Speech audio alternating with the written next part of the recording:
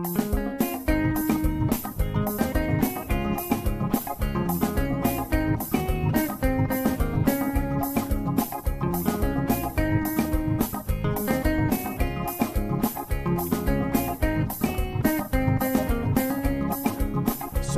all the time is here with the cold hard truth. She's the ears and the eyes for me and you. Every day, everyone want to hear from Sandra.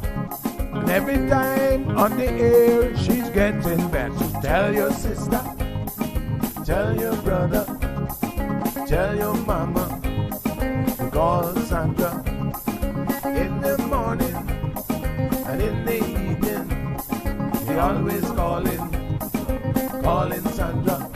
And when they start fighting, they calling Sandra.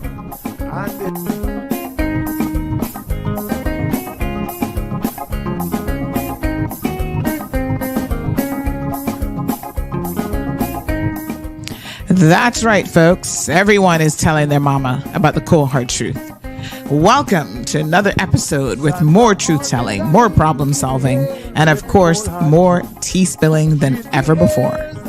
Sit back, students, grab your tea and turn up the volume because class is now in session. Call in at 936-2626 because your voice matters. Share your opinion on issues that matter the most to you.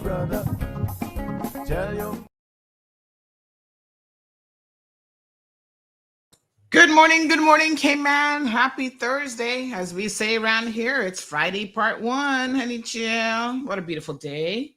Hope you guys are doing well this lovely Thursday morning. Everybody good? All right. It looks like you guys are a little bit late to wake up today, but that's okay. Don't make me have to play that wake up song, children. Let us get going. Yes. Where is everybody? I'm a bit suspicious when I see y'all taking a minute to roll over and log on to social. I'm like, what are they doing? All right. I know you guys will soon be with us, without a doubt. Let me just see what else is going on here. Don't forget to follow our community page. Lots of people want to have access to like posting stuff that's more community related if they need help with different things. That's kind of where that is. We were trying to transition people for the lost and found over to the community page, but I'm going to be honest with you, that has been kind of challenging because they still want to be looking for items on the primary page, which I understand because obviously the Facebook primary page, as opposed to there's just the community page, has a substantial following. So yesterday we reunited somebody with a puppy. We reunited a guy with his wallet. Another lady with her driver's license, which was found at the beach. So yeah, quite a few people, as they say, got reunited and it feels so good. So good morning to the beautiful Irvelyn. Shaka Zulu is here. Says good morning, Auntie Sandy and the CMR fam. Marshall joining us from what's the abbreviations for North Carolina? Is it NC? Patricia Blake in the house. Garcia, Rosie. Good morning to you. Lucille Forbes is here. Says a very good morning. I'm early this morning. Aw, so good to see you. Demary is joining us from NYC normally. And who else is going to say good morning this morning? There we go. Shaka Zulu says, yes, it is NC. Sometimes when I call people overseas, like in the States, and they give them your email address and you say .ky, they think it's like Kentucky. I'm like, no. Not Kentucky, honey child. We're in the Cayman Islands. And then they're like, oh, okay. All right. Give me 1 second. We have some guests who are coming on about 8 o'clock or so. I'm just going to refresh. Facebook looks a little bit fuzzy. So give me 1 second while I just refresh the Facebook feed. So un momento, por favor. Let me see how quickly I can do it. I'll play a quick commercial in the meantime. Recover Personal Injury Attorneys, helping injured people get what they deserve. Did you know that insurance companies have lawyers that represent their interests? Before signing and accepting any settlement, know your rights. Call us today for a free consultation at 924-9999. That's 924-9999. Recover. Your personal injury attorneys are on standby to assist. All right. Good morning to Miss Lilith. Miss Reba Dilbert is in the house. Good morning. I'm doing well. Thank you so much. Miss Wee Wee. Good morning to you, my darling. Everton is here with us. Olivia, the usual suspects, finally waking up and rolling on in. So good stuff. So I want to talk about a few things before our guests come on today.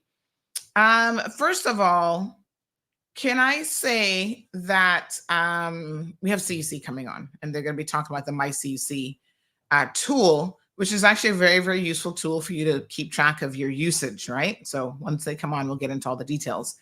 So yesterday I was driving and I posted this video, and I saw a lot of you commenting on it. And I was so surprised at how many people completely misconstrued what the video was. And then some of you got it later and you're like, oh, okay, I understand it. I get it. But your initial interpretation of what was happening was a little bit off. So let me play it. Obviously, I can't play the audio because y'all done know Auntie was saying a few choice words. So let me mute it before we add it to the studio. Aliano says he's creeping into class. I know, right? You ever did that when you're late and you're like, oh my gosh, especially in university. Listen, university level, those teachers don't care if you show up or not. They're like, you're paying for this, your mama paying for this, or you take that debt to pay for this. And if you don't show up to class, that's your business. They weren't sitting there taking a roll call. They were like, you either show up, get the material, or you don't, and you fail. So thank you, Aliano, for sneaking in. So yeah, pulling out of a side road. Okay, now tell me what you guys think about this, because like I said, I saw some of the comments. I'm thinking, apparently people get annoyed when people stop and let people out.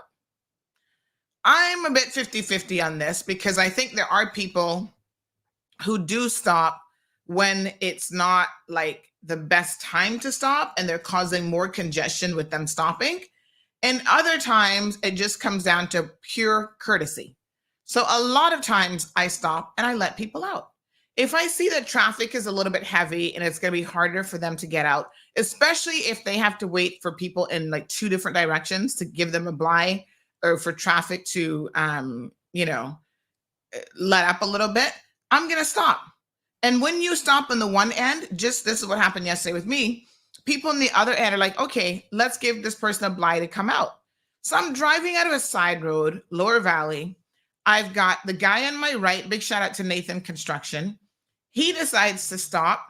Then the next guy, which is another work truck coming from the Eastern District, he also decides to stop, and they're going to give me a blind. So you literally have, when people do that, you literally have a couple seconds to get out there and get moving. Because the last thing you want to do after someone gives you a blind is to take your sweet time coming out, because then everybody's like, oh, now you're going to be a granny driver and drive really, really slow. So I was about to come right out. I almost ran into a guy. You know why? Look at this video. So here I am. This is why y'all need to get these dash cams. I keep telling y'all. I'm pulling out and he comes out of a blind spot out of nowhere. Okay? Now, when I pull out, let me freeze it right there, because people are like, oh, you were pulling out and you hadn't been given the right of way or whatever. So first of all, you can barely see on the right-hand side, see the tip of that vehicle. You can barely see it in the frame. That guy, you see the shadow more than a truck. He was in a work van giving me a blind on the right-hand side, right? Then, watch now, here he comes. So he actually was behind him, couldn't see, obviously, decides to pull out in front of him and go around on a solid white line. And by the way, that is a little bend in the road right there as you're coming into Lower Valley. So he's completely breaking the law. And I'm still surprised at people who are like, oh, well, the person pulling out the side road is responsible. I'm like, no, you're not. Two people who have the right of way have stopped and given you the right of way. This other person who's behind one of them decides to pull out. Look at this. Look at this. At this point, he's even on the wrong side of the road. What if another person on the other side was being as ridiculous as he is as a driver, and they were also trying to pull out, and they could have had an accident right there as well? So of course, I'm not expecting him to pull out on a solid line from behind another truck, which I couldn't see him then until the very last minute. So look at how close he had to actually swerve in order for me to avoid hitting him.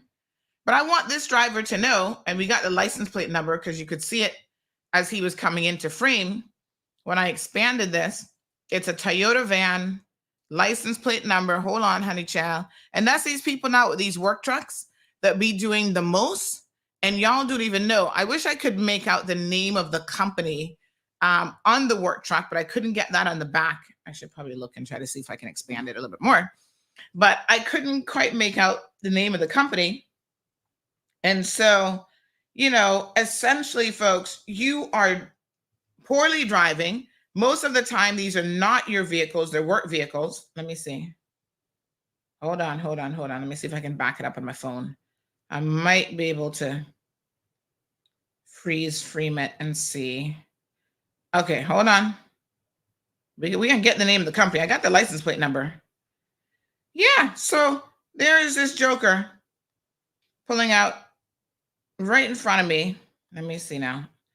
It's an Island IC. Island something. IC. Island. Is it Island Construction? Hold on. Let me see if I can back it up a little bit. You know, this is, I think it might be Island Construction, you know. This is when you guys need to be talking to your drivers because they're out there. Yeah, I believe it's Island Construction. Let me see if I can look them up and see if that's their logo. I see the logo, but there's a mirror that the shadow of the mirror is blocking the name of the second letter. So yeah, so this guy is like pulling out in front of me and boom, had to swerve in order to avoid me hitting him. Now, let me tell you something. I was not going to be happy yesterday if this had happened, if I wasn't quick on that, pump the brakes, and also he moved out of the way a little bit. But why is he even doing this? Where is the rush? Like, seriously, the guy on the right stopped first. He may have stopped for 10 seconds, if that. Then the guy on my left was like, okay, let's give this lady a bly for her to be able to come out on the main road, right? He stopped. I looked both directions. Okay, I got the clearance. Let me go and get out of here so I'm not holding up any traffic. And here comes Mr. Toyota license plate number. Hold on, because Island Construction. Let me see if this is them. They need to know now. There's an Island Construction in West Palm Beach. That's not the one we're looking for. Let's see if there's one in Cayman. Island Construction. There's Cayman Contractors Association. Island. I think it's Island Construction.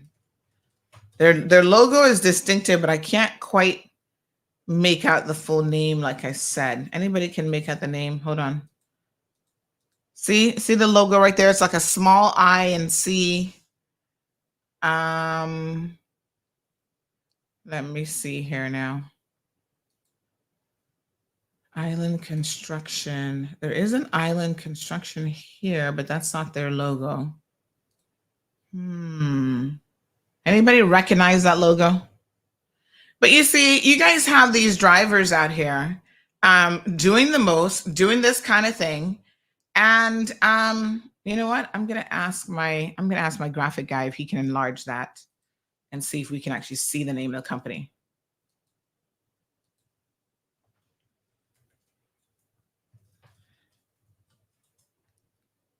All right, 1 second. This is what I'm telling y'all. This is the foolishness that these people be going on with out here that are causing accidents left, right, and center. No bueno. Same thing happened the other day. We were involved, again, somebody rear ends us during preparations for Hurricane Beryl. And, work truck not paying attention.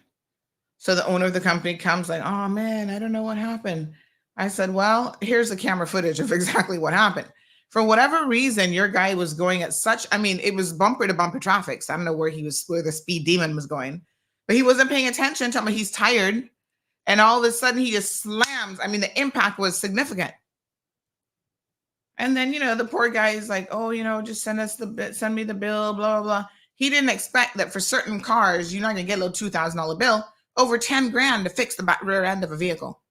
Because the parts that you have to order have to be authentic factory parts, yada, yada, yada. And it's going to cost you, because only so many people in the island can even source and bring in those parts. And it's going to cost you a pretty penny. Island contractors, I'm trying them, but it's not coming up. So I'm going to ask, hold on one second. I am going to ask, and then we'll go on to our guests. I'm going to ask my web guy to see if he can enlarge it, because I'm trying to make out the name. I see the logo, but can you help to make out the name on the back of this vehicle? All right, so I'm going to send him the video because he can enlarge it and maybe zoom in a little bit more than I can. Anyway, I know the license plate number for sure because I was able to zoom in on that. So if you own something called IC as a company, you might want to talk to your drivers. They're going to put you guys in trouble as owners of the vehicles because they don't own the vehicles. So sometimes they'd be out here on a frolic of their own. But when something happens, your company is going to be the company that is ultimately responsible for that. So Toyota license plate number, let me see here now. 172061. Yep. I think it's Island Contractors or Construction or something. Let me see.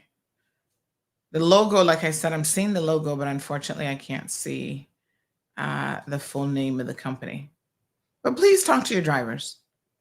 I know of another situation where when the driver hit someone, in the company vehicle, then they discovered that the driver he never converted his insurance, not his insurance, but his driver's license. So the dude does not have a Cayman license. Because, when you come here, I guess you can temporarily drive in a foreign license for a couple months or whatever. He's been here probably a year or two and never got his license converted over. So, of course, at that point, they were able to then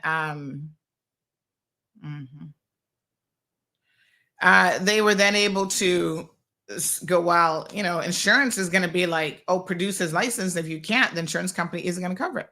So you guys are putting yourselves at a lot of risk when you're not compliant with traffic laws, when you're not compliant with, all the different things that you have to be compliant with in order for see the spot that he pulled out of was right behind that truck.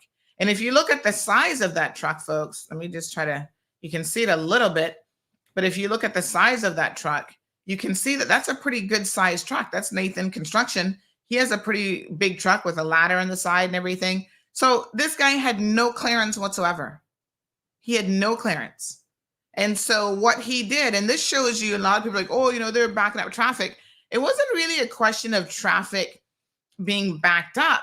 It's that traffic was so heavy, even this time of the day, because this would have been, what's the timestamp? 1:35 in the afternoon. Even that time of day, traffic was quite heavy on the road. So the second Nathan stopped, immediately there were vehicles behind him. So it wasn't a situation where Nathan was impeding traffic because he decided to give someone a blind, right? It was, that there's a lot of traffic in both directions. And that's normally when you stop. I'll be honest with you. If it is a situation where I see that the person can get out shortly after me, normally I'll use my discretion and say, yeah, there's really no need to stop. They'll be able to get out on their own. But this is what he did. Pulled out, not having proper visibility, which meant that he had to cross over a solid line, and there's a little bend right there in the road, right? So he went on the wrong side of the road in order to be able to pass over, and there's no passage on a solid line. So folks, please do yourselves a favor, learn the road rules, follow the road rules, and respect drivers on the roadway. Good morning, caller. Yeah, morning, Sammy. Morning. Since you are not on our situation with these bad drivers and talking about company vehicles, you know what I noticed too? There's Kirk Concrete. They have these terrible concrete truck drivers that they're pulling out on Dump Road where the roundabout is, that heading back to Tortuga, and they're just flying right out of Dump Road. They don't even stop, check if any traffic coming left or right just because they got these big old trucks. You know the worst part about it? They got these call and let us know how our driving is without the phone number. The phone number is scratched off. And then the more terrible drivers, I tell you, look at them, man. So I was gonna call the number, you see what happened? They scratched the number off, and I think they need to put them numbers back on, a reminder for them. A recognizable company like that. Yeah, I don't even want to call out on nationals, but you should just guess. Right. Thank you very much. Well, somebody on the WhatsApp is going to call out some nationals. They say, good morning, Sandy. Those Jamaican / Pinos and Spanish people are the worst drivers, but the Jamaican drivers are like they in those roads in Kingston. It's sad out there, and I pray that all these licenses that are issued by those government employees that's arrested be redone because the people can't drive. Well, I'm going to agree with you. There's a lot of people who can't drive. And, you know, I'm always curious because I know that the RCIPS doesn't collect data based on nationality. I mean, it would be interesting if they did, because I think that, you know, some people are like, oh, well, that's a little bit prejudicial. At the same time, I think that you would see that the vast majority of accidents are happening for particular nationalities, including the vast number of fatalities. And so 2 things is happening here. Number 1, you have drivers coming from jurisdictions where they're just lawless. They don't even have, like, I've seen some of y'all cities, and I'm going to be honest with you, you make up your own lanes. Like, there's no lines that you can see in the road, so y'all just make it up as you go along, right? You know, you turn when you feel like it. It's a completely different driving technique. Right? I don't know if you guys make any observations when you drive. They're heavy on the horn. Everything is blowing people out of the way and honking, an aggressive style of driving. Maybe that's how you have to be in the big city, folks. This isn't really a big city, right? And then there's also people who are coming from jurisdictions who don't have the driving experience. So that is an issue, because what ends up happening then is they just don't know how to handle different situations. I've seen people in a Honda Fit that can't park a Honda Fit in a parking spot. And I'm just like, that is the smallest car, pretty much one of the smaller cars in Cayman. If you can't maneuver that without scraping up people's cars and the sides and all kind of stuff, you probably shouldn't be driving. Now, the other day, a Jamaican man called me and he said, Sandy, I'm not trying to cause no problems with our Filipino friends over here. However, I was there at the DMV and I saw a lady getting a license who, when you saw her driving on the road, she couldn't drive. There's no way that that woman passed that driver's test. And yet she was still issued a license and pushed out the door and said, good luck, have fun out on Cayman roadways. So, you know, it's pretty crazy and it's pretty wild. I think there's a number of reasons why we're having accidents in a roadway. One of them is definitely some people who are getting driver's licenses shouldn't have them.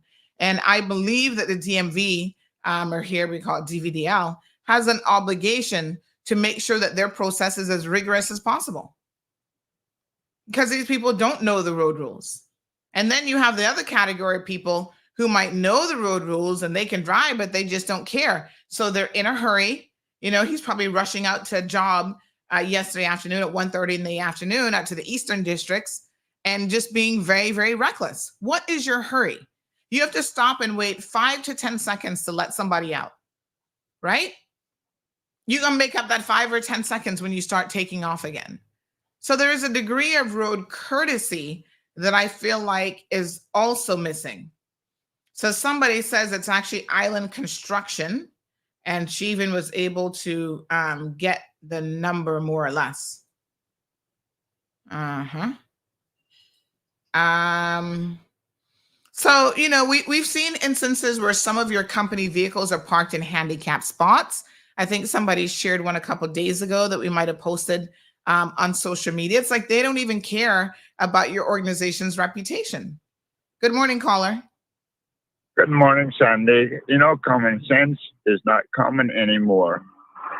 Why I say that, because drivers, irrespective of somebody signaling you to come out or enter the road, it's your responsibility as a driver of your car to pay attention and make sure that it's safe to do it.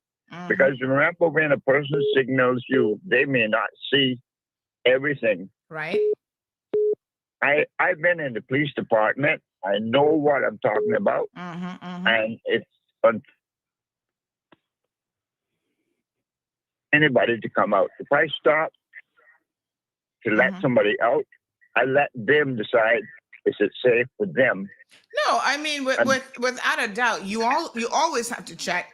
But look at the situation with me now, right? I'm looking to my right, I'm looking to my left, and I'm coming out. I'm not expecting someone to break the guys have stopped. I'm not expecting somebody else to break the road rules and be in my blind spot where I could barely see him. I mean, I did obviously see him. I was able to brake very, very quickly and avoid hitting him. But by the time I braked, he was like literally right in front of me, because it only took him 2 seconds to sneak around a driver, which I couldn't see behind that driver. And so this is what I'm saying is that, everybody, you have a responsibility when you're looking out to ensure that you are driving, as they say, as an assertive driver. So it's your responsibility to be looking, and you have to be in high alert because, again, these poor drivers out here. But there's certain situations that you almost can't prevent if other people are simply not following the rules of the road. Sandy, I don't have the answers, but the thing about it is I used to be a driving instructor. I used to be a driving license examiner. I had about 4 jobs in the police department all at one time. And I always tell people, continue, if I'm teaching you the right way, continue to practice what you're being taught.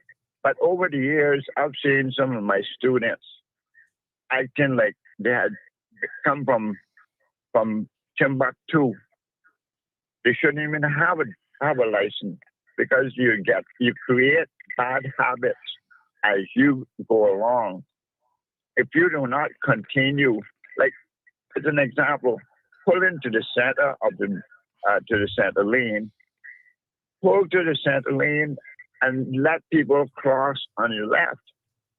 But I've seen people keep right on the left side of that road, and they got traffic backed up. That's just one of the examples. Yeah.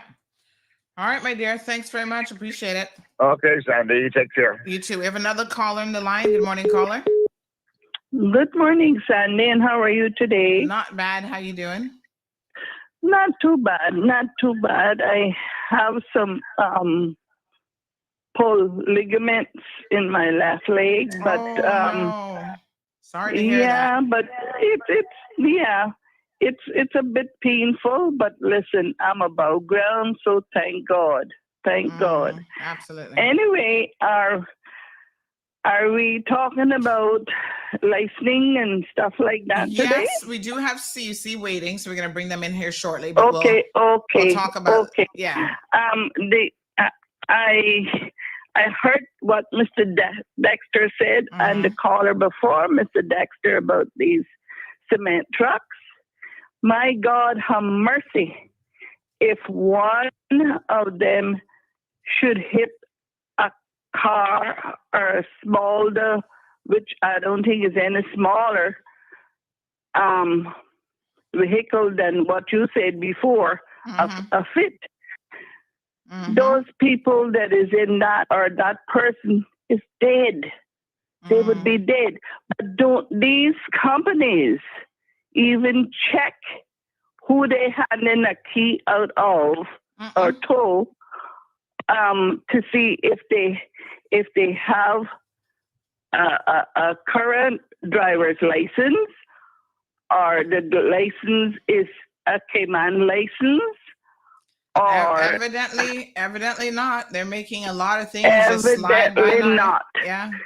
But since we're talking about licensing and stuff like that, I'm not going to bring up the subject about parks because I wanted to speak about that too. But that's okay.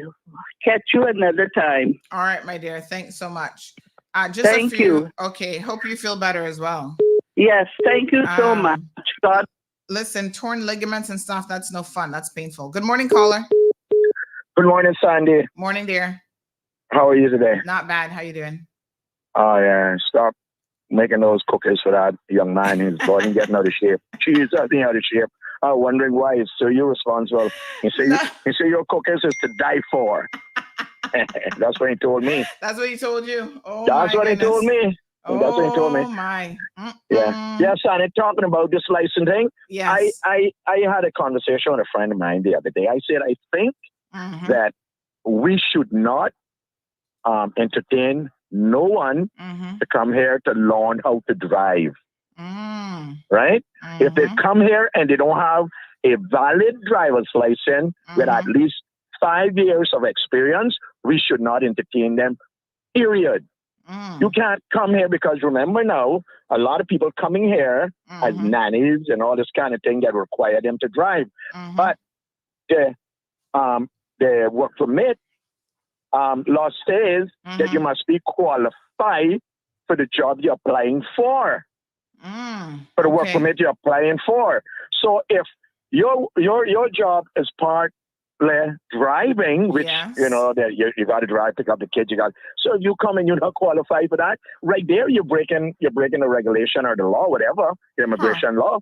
That's interesting. You see what I mean? So you're saying make the driving component, if the employer says that that's a requirement of the job, make it a requirement of the job for the purposes of the work permit. Of the work permit. I see. And you know, a lot of these contractors, it's the same thing. They have to have a certain type of license, heavy equipment license and so on to be able to drive. We call it group 4. Yeah. Yeah.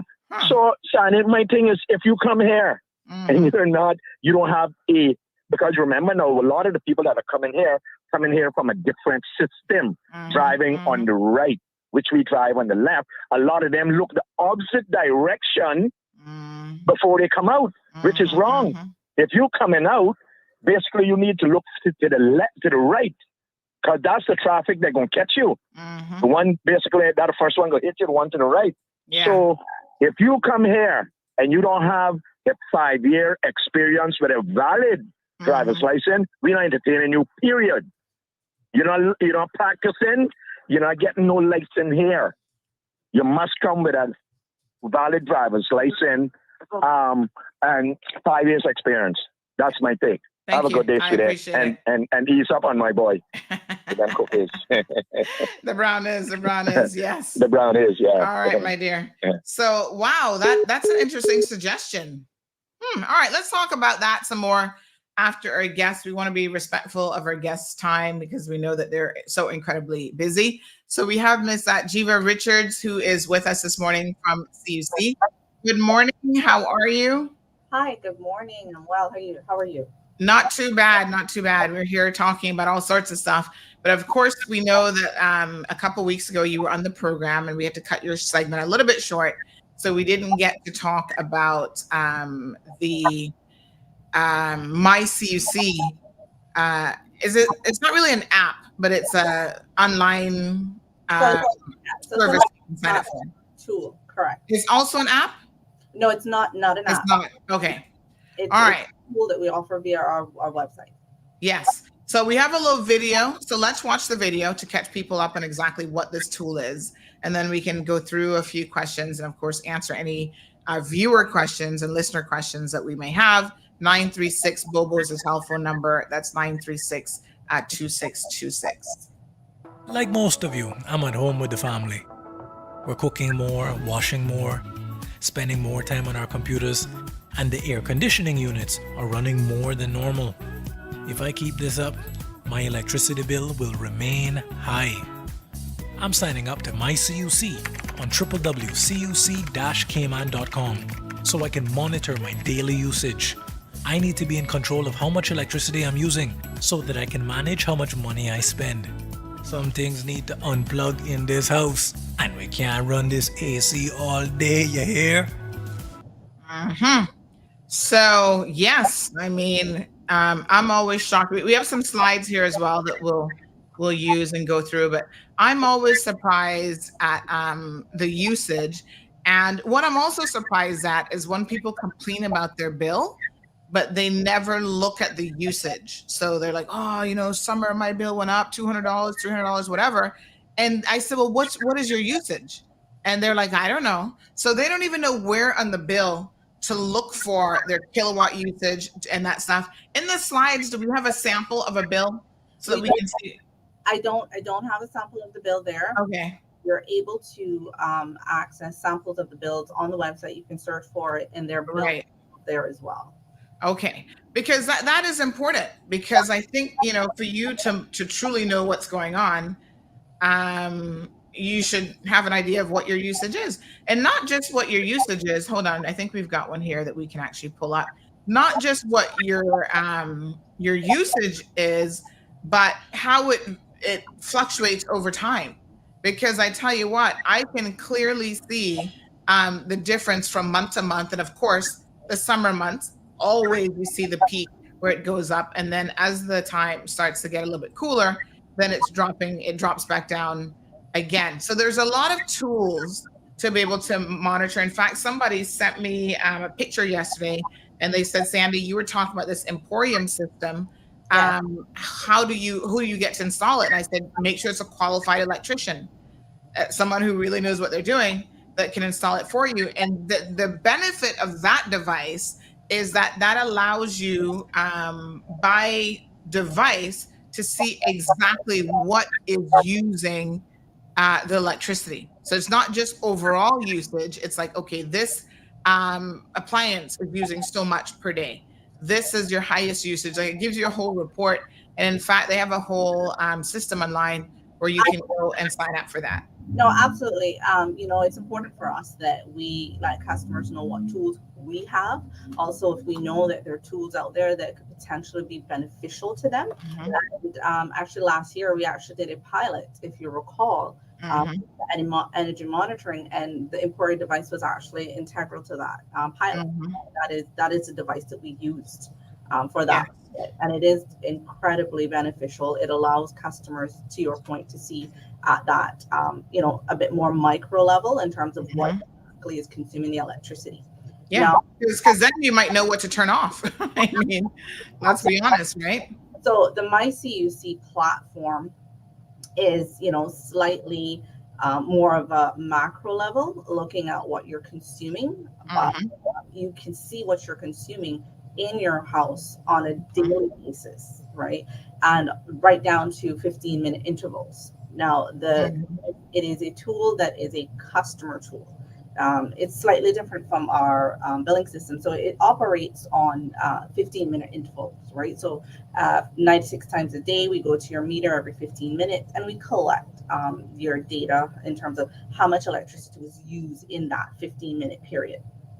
And that's what's available on the MyCUC, using that and into the Customer Connect platform. And it's incredibly powerful, because what it does is it allows you to, take a step back and look at your consumption and say, okay, during this period of time that I wasn't at home, here's what electricity, or how much electricity might have been used in terms of consumption. And that says, okay, what did I leave on? Did I leave the AC on? What wasn't on? And then you can see when you are at home, what you use in comparison to when you weren't there. So that again helps to understand if there are things at home that are plugged in that are consuming electricity when you're away that you're not necessarily aware of or conscious of.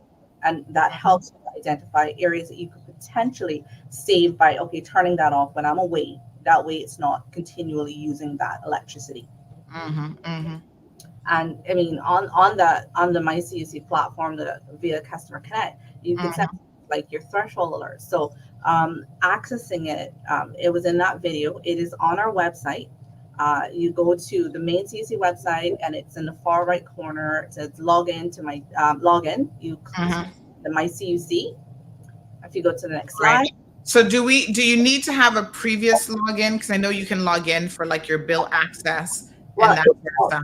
It is actually one it's login. the same login. Okay. It is one login. So if you already have an existing MyCUC or you've already signed up for it, you log in either using your email or your account number. Either or. You don't need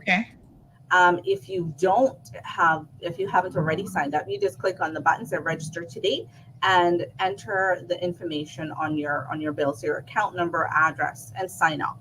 Once you've signed up and you go into the platform, if you go to the next slide, what that will allow you to do is on the immediate landing page for MyCUC, you're able to look at your bills. You're able to look at your billing history.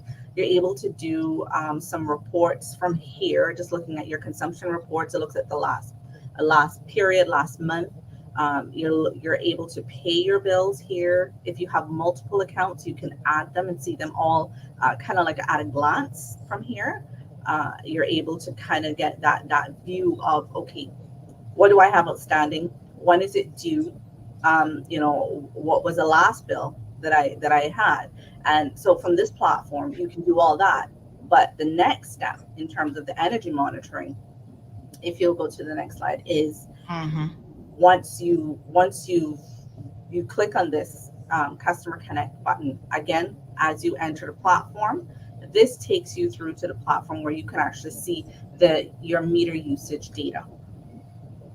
Right? And that's where you're able to, go in, look at your. Now, is this the same? Let me just clarify something, right? Is this MyCUC option Connect? Is this going to be the same thing as getting the alerts, or is that like in a slightly different section? No, it's the same thing. So once you're in the Customer Connect platform, that allows you to not just see your consumption, look at that macro level and look at it in your 15-minute intervals, but it also allows you to set thresholds. So if one of the things that we'll say is, so this is where you get your alerts, and this is where the alerts come in.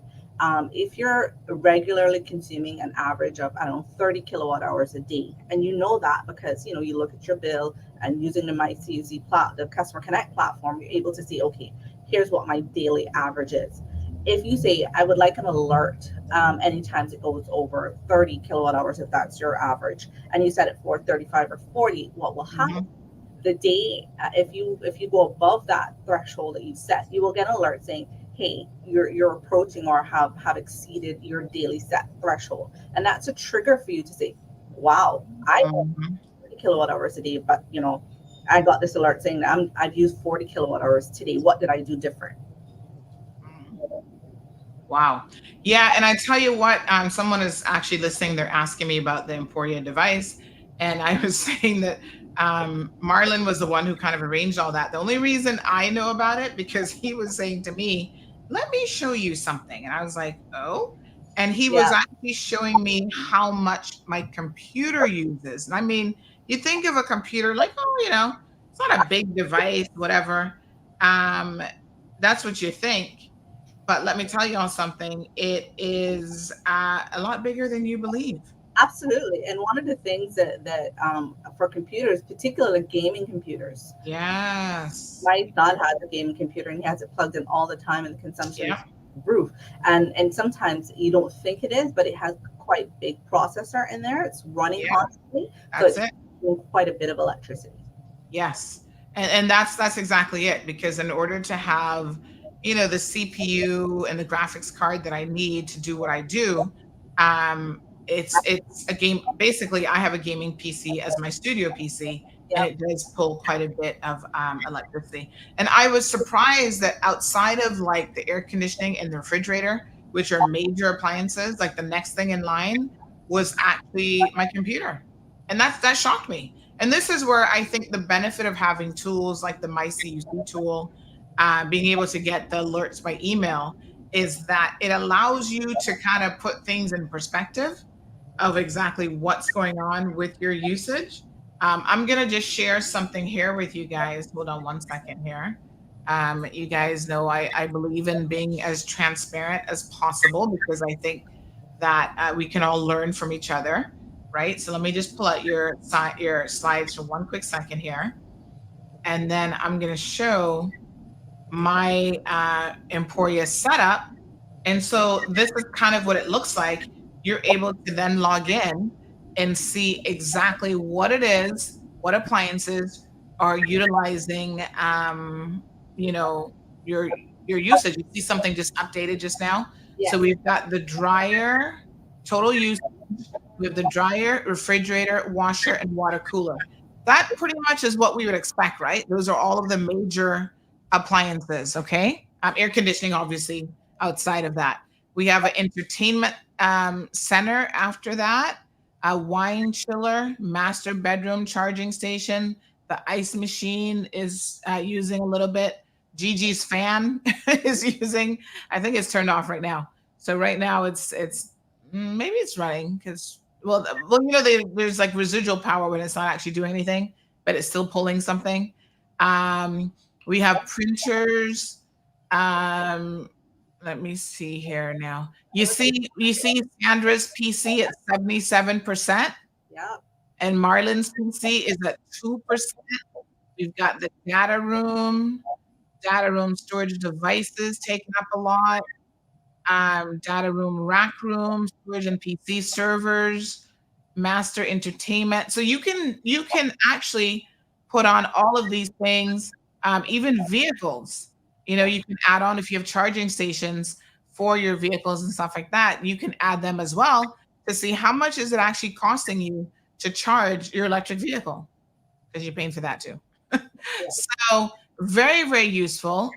This tool will show you monthly peak, demand, your August average so far, so lots of things. And I think you can also you can add additional devices and you can generate all sorts of reports and stuff from this as well. So it's a useful tool. Like if you really want the information of what's using what and how you can maybe again cut back on certain things, then there you have it. That's a great tool. It is a fantastic tool, Sandra, and I'll agree. Like I said, we did a pilot last year and we are working on a program that incorporate the use of those devices for launch later in the year as well. Yes, very good. All right, and of course the MyCUC portal being another wonderful tool because I've used this before. Yes. When I had my store in Pasadena Place because I was trying to keep that electricity bill as low as possible.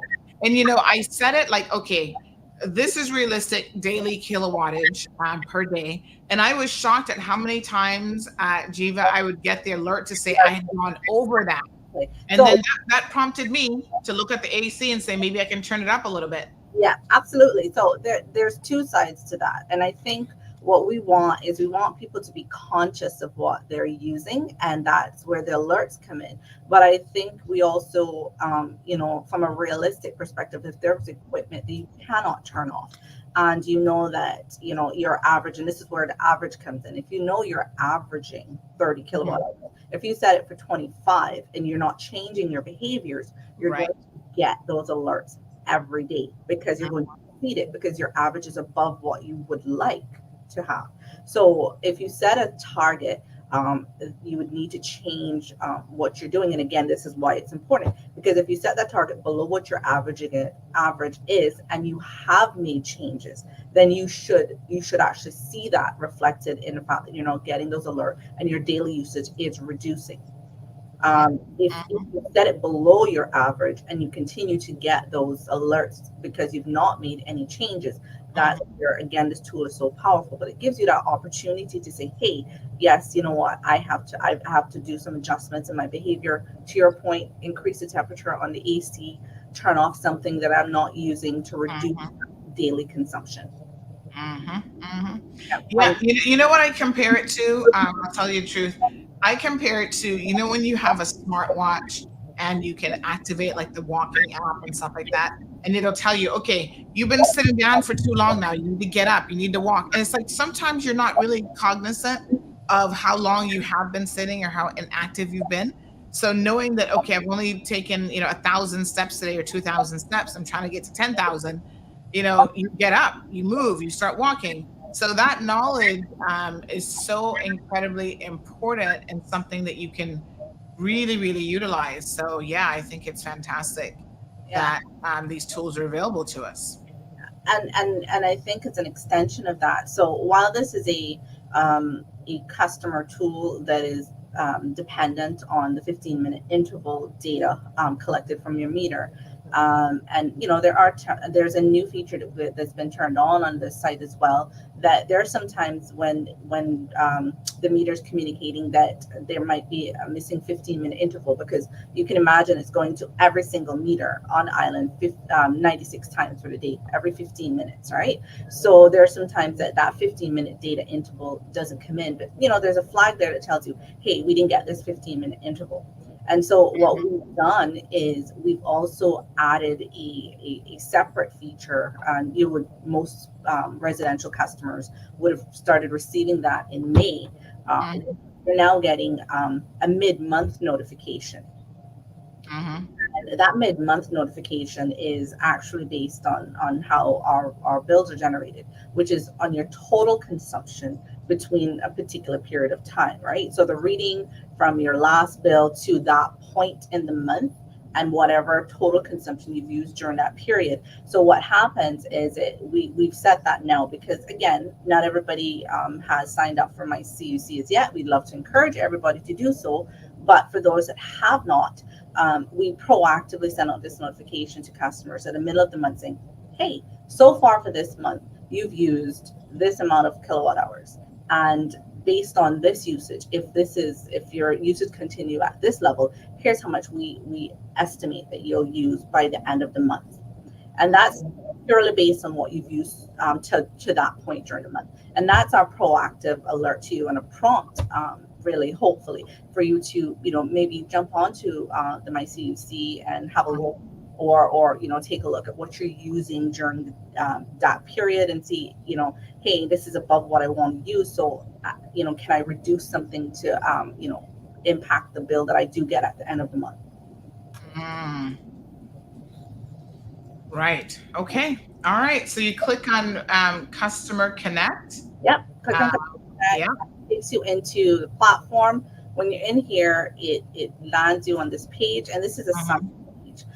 This tells you for the week or 2 week period that you're at, what your daily usage is. The overlay that you see there in terms of the lines, that's the temperature. And that gives you an idea of, for each day during that 2 week period, how many hours that you've used. And you'll notice that you'll see some peaks in there. Oftentimes, we'll see people that have, myself included, have higher consumption on weekends, right? Because everybody's at home, kids are at home, you're washing, you're cooking, so there's that tendency to use more electricity during the weekends. And sometimes it's not something that we're cognizant of, but this really does highlight sometimes what the difference is when everybody's at home versus when they're not. The dashboard to the right now is going to give you what your previous monthly usage was, what the total was, current month's usage to date, and based on that, what you're predicted to use. Now, it's important to note that this is based on 15-minute interval data. So if a 15-minute interval is missing, then it may be it would be missing from here as well in terms of your prediction, which is why we took the additional step of sending out that mid-month notification, which is actual usage and registered reads. Right. So it's a powerful tool. It gives you an idea. Say, hey, you know what? I've used this so far. I'm on progress to use, in this case, 107%, which means I'm going to be using 7% more than I used last month. Is there anything that I can do at this point to, reduce that? cut back on that usage. Yeah. So if you go to the next slide. Yes. Very good. This here is again, this is under your reports tab in there. You're able to see the month or the week or that you're looking at. You're also able to compare periods. So you can look at this time last year month, what you used during the month of August, for instance, last year compared to what you're currently using as well. So you've got a lot of functionality that offers you that truly allows you to say, hey, because sometimes it's a little bit untangible. To your point, what you were saying is that in summer, you do have more consumption simply because it's hotter. And sometimes, as you come out of the cooler months into the hotter months, you're not the transition. But when you look at what you're using this year compared to the period last year, you get a truer picture in most cases to see if your consumption has gone up year on year. And importantly as well, and importantly as well, it has a total cost in terms of to date as well on there. So an idea from a dollar sense, based on the data captured, how much electricity you've used, as well as what that cost is to date. Yeah. Now I see some people during the summer months at Jiva talk about how, I was traveling all month. I wasn't here. Why am I still getting the CUC bill? So talk about when you're traveling, what is still pulling current? What are the major things? And then what are some of the things that you can do if you're not going to be in a house for like a week or two, or maybe even upwards of a month? All right. So when you're away, even without you being at home, right, depends on what equipment or appliances you have, but you have your refrigerators. In my case, I have 3 freezers. They're all plugged in. They're all consuming electricity, whether you're there or not. Your water cooler, if you left it plugged in, water heater, if you have an electric, just a standard tank, electric water heater, it's going to keep that water at the temperature that it's set at all the time, regardless of whether or not you're there. So if you're not leaving, some people tend to go away and they have the AC set to be on all the time, whether or not they're home or not. And again, those are things that will consume electricity, whether you're in the household or not. Again, if you leave your computers plugged in, even while you're away, they're plugged in. They're consume electricity. Those are the things that will continue to consume electricity. Obviously, you're not going to plug out your refrigerator while you're away, but some of the things that you can do is make sure it's not left empty.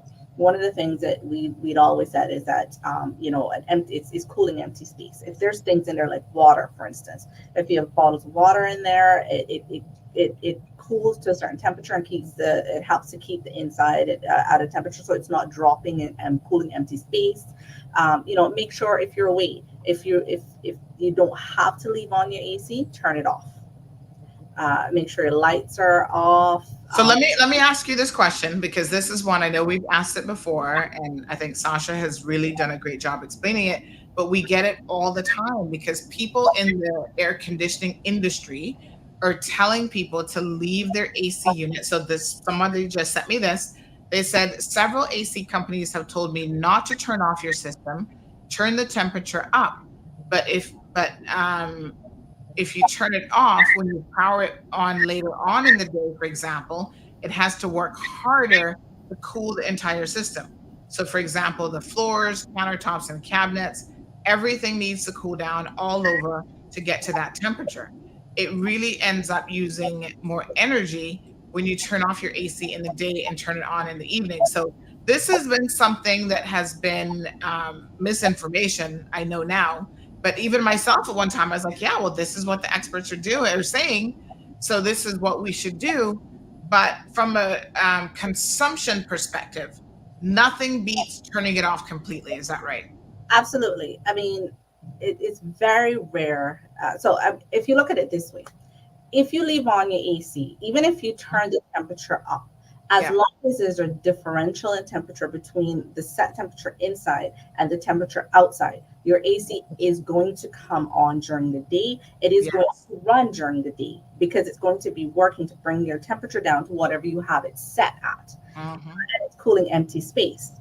So if you turn it off during the day, it doesn't come on, it's not working to keep the house cool. If you turn it on in the evening or set it, we have smart thermostats. You can set it to come on an hour before you get home. Typically speaking, 45 minutes to an hour is what it would take to the temperature that you've got it set at, as long as it's not 60 degrees, right? But it's somewhere between 45 minutes an hour, and the house is cool versus running throughout the day. And on average, we're talking probably half hour of every hour that you're away from home, your AC is up and running if it's on, because it's working to keep it at whatever your set temperature is. And unless it's the temperature outside is matching what's inside, that AC is working while you're away. Now, this concept that you're cooling surfaces, I did find this interesting when this person said that they've been told, like the floors, countertops, and cabinets. Your air conditioner isn't cooling those things. It's measuring the temperature of the air, but it depends on where your thermostat is actually located as well. I mean, girl, I've been learning so much stuff. I've had a project that, unfortunately, the CUC bill, not so much the CUC bill, but the cooling of it I've been struggling with that. And so I have been working with my friends over at the appliance doctor. What's their company called again? At Polar Bear. So I've been working with Polar Bear and some others to try to figure out what fixes and recommendations I need to put in place so that when I turn it on, it doesn't take 2 days to actually cool the unit, right? Which is exactly what was happening. So they have made some recommendations in terms of that. But one of the things I realized is, when you call in an electrical company, they have meters where they can actually test your temperature from their independent meter, because sometimes your thermostat is reading incorrectly. And I had no idea about that. I hadn't even thought of that, to be honest. And when I discovered that was a thing where the thermostat might actually be given an incorrect reading, I was a little bit shocked. But one of the reasons why that was happening was because of the placement and how the heat is actually entering the unit. So again, these are, sometimes we build homes. A lot of people are not thinking about the construction of those homes and how important it is to try to think about more effective construction, effective materials, design, how you're going to place the house on the property, like where does the front of the house actually come in conjunction to or in relation to the sun placement and so on. Let me show you guys this because I thought that this was so interesting. Just FYI. So we had a thermostat that was given a reading of 85 degrees. And when they brought in their independent, I don't know, temperature tool, whatever, I don't know what the proper name of it is, it showed that the actual temperature was 81.3 degrees. So imagine if you are a person in this house and you're looking at that thermostat and you're believing that it is 85 degrees when in fact it's 81.3 degrees, you're going to keep trying to push that temperature down in that thermostat. And I got to tell you, visually, you're going to feel hot because the thermostat is telling you it's 85 as opposed to 81. And then this goes back to why it's so important to ensure that you're servicing your ACs regularly, they're working properly, that they're sized properly. So this, one of the things that you said is during construction or when you're building. But one of the things that we find as well is sometimes AC units are not properly sized for the property that they're installed at, right? Sometimes they're too big, sometimes they're too small, and so this is it's really important, coupled with things like insulation, things that would help you to be able to manage consumption a bit better. All important tools, and as you know as well, we've just wrapped up our Eco Summer campaign, where we had some giveaways throughout the summer, focus on energy smart, energy efficiency. And again, it's our way to ensure we want to make sure that our customers are aware of what they can do to help manage their electricity consumption, what our tips are. They're out there, and we're going to continue this dialogue with the community, because it is important to us that we provide as many tools to people as we can for them to not only understand their consumption but also manage it. Mm-hmm. And here's another recommendation, folks. These audits, and I thank CUC for engaging in things like audits and making these types of recommendations, because these are really important. Now, here's an AC filter that clearly needs to be cleaned and properly serviced. And this was the space of just a couple months. Yes. So here's something else, Jiva, that I hadn't thought about that is now on my mind. And again, not all AC companies are created equal. Some do wonderful reports and they really break down, explain things to you. But you might have a house and a system that was designed and built based on a certain square footage, right? But how you're using that space matters. So, for example, if you have a home of, say, 3 to 4 people in that space, you're not going to have a problem. Your AC unit is going to work as intended, whatever. But say, for example, you take that home now, you turn it into rental property, and you've got double the occupancy in there, double the number of bodies. You've got an Airbnb where people are constantly opening and closing doors, and they're wanting to leave doors open because they're thinking, oh yeah, I want to get some sunshine. They're going out to pools or whatever. All of those things. So it's like your behavioral patterns impact your bill, your usage, and even this you wouldn't see in a regular house, but when you have it as a rental, this is what you're going to do and what you're going to see. So you need to make sure that you're servicing your units, and you're having units installed based not just on square footage alone, but on how the property is actually going to be used. Absolutely. So on average, we would say, at least every 3 months, have your AC serviced. And that's standard. But to your point, it could very well be that depending on the way it's being used, it may need to be serviced more frequently, and when your technician comes out, ensure that they're not just changing filters and cleaning them and walking away, but make sure that the system is working properly, that it's working efficiently or optimally. Make sure that it's still cooling properly. Yeah. Because how many times you have a slow leak? Absolutely. And you don't even know. And that makes a huge difference. Precisely, which means it's running harder because it's not cooling. You're dropping temperatures, using more electricity. So it's really important that those are the areas that when you have it serviced, that it is properly serviced. Yep. Very good. All right. So any questions, folks, for CUC? Someone on the WhatsApp is asking if you guys have ever considered giving a senior discount. Sorry, you broke up a little bit there. Sorry, they were asking about a senior discount, whether or not it's possible to get a senior discount. Unfortunately, there's no discounts on bills or anything, but we're always available to assist customers and helping them to better identify where they're consuming electricity and help reduce those costs overall. And while it's not something that we again, we're working on a program as well that will help with like additional energy monitoring. Hopefully that will be rolling out in a few weeks. And that will help as we'll be offering that to our customers. And all of that combined would help to, overall reduce consumption and bills. Okay, so someone has a question. I know you were planning on getting to this about prepay. Yes. So I saw this from Urban Trends. It said, Ms. Sandy, can you kindly ask the CUC representative to provide some information in regards to the pay-as-you-go option in new service that CUC is providing? So tell us a little bit about pay-as-you-go or prepay services and how that works. Yes.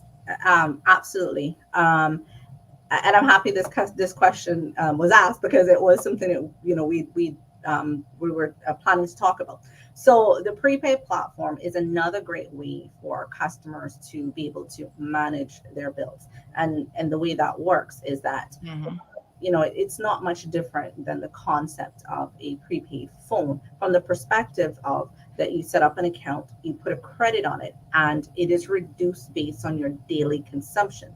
Where it becomes powerful is because, one, it's beneficial to customers. There's no deposit required, right? Because it's not a postpaid account. So now you're not going to be using electricity and being billed for it. It's going to be in advance. You're going to see what your daily usage is. You're going to be able to manage that. You get daily alerts telling you what your balance is, how much you've used, and what your average is. And these alerts are both in kilowatt hours and dollar value.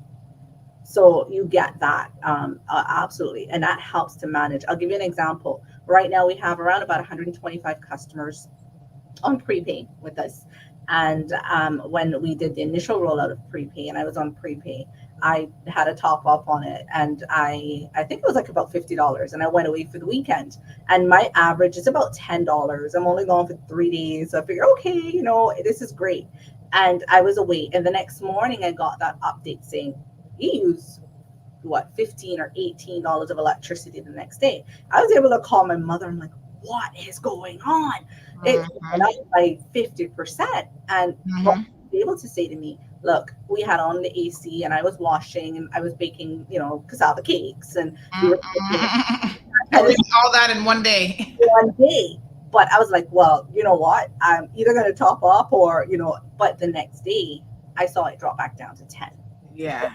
But because I was able to see that, in that one day, that consumption went up. And by being able to know that, I was able to manage that and say, okay, all right, guys, you know what? Let's not try to do all of this in one day. Let's kind of spread it out. And the next day, that consumption went back down because I was aware of it.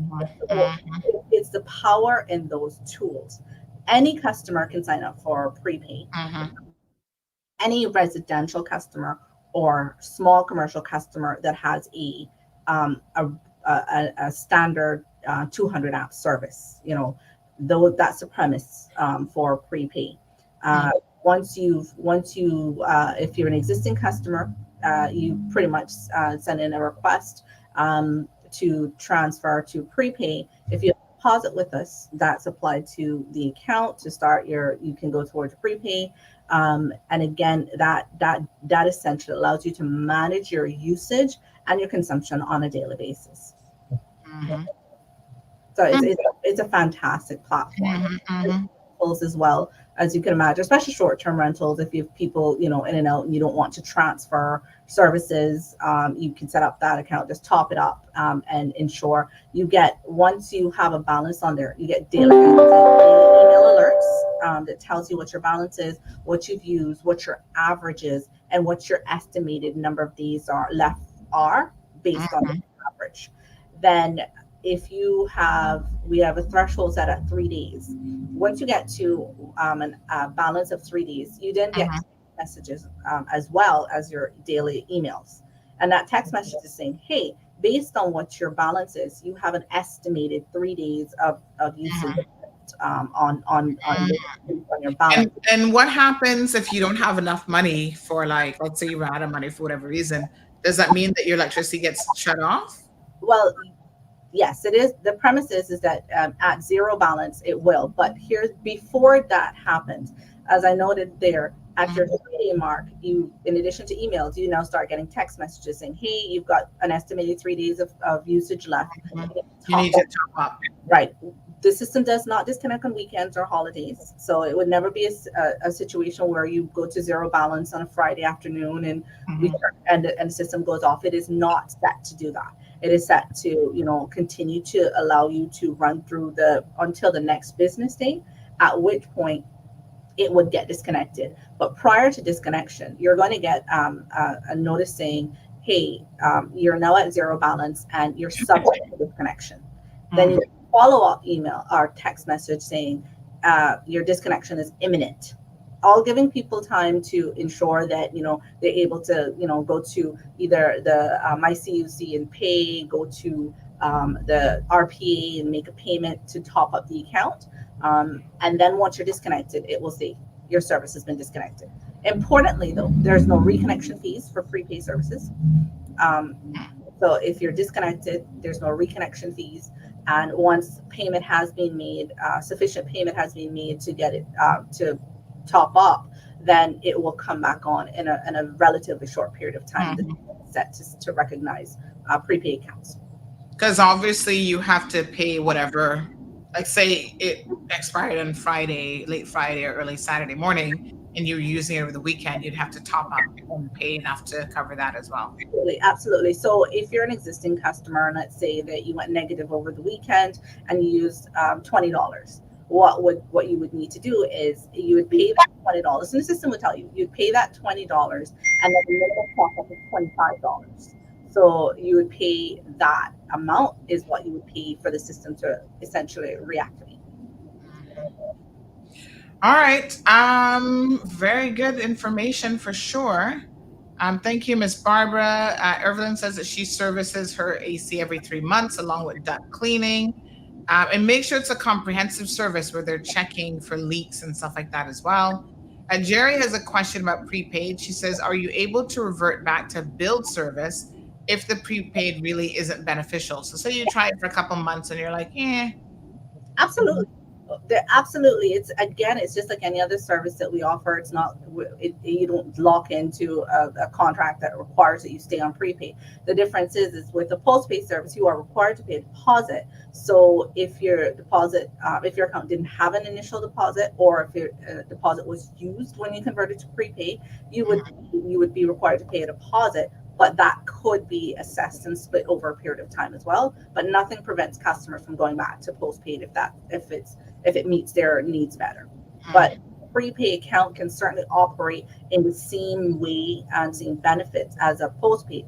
For an example would be, if you know your bills are averaging $300 a month and you're postpaid, you can top up your prepaid account $300.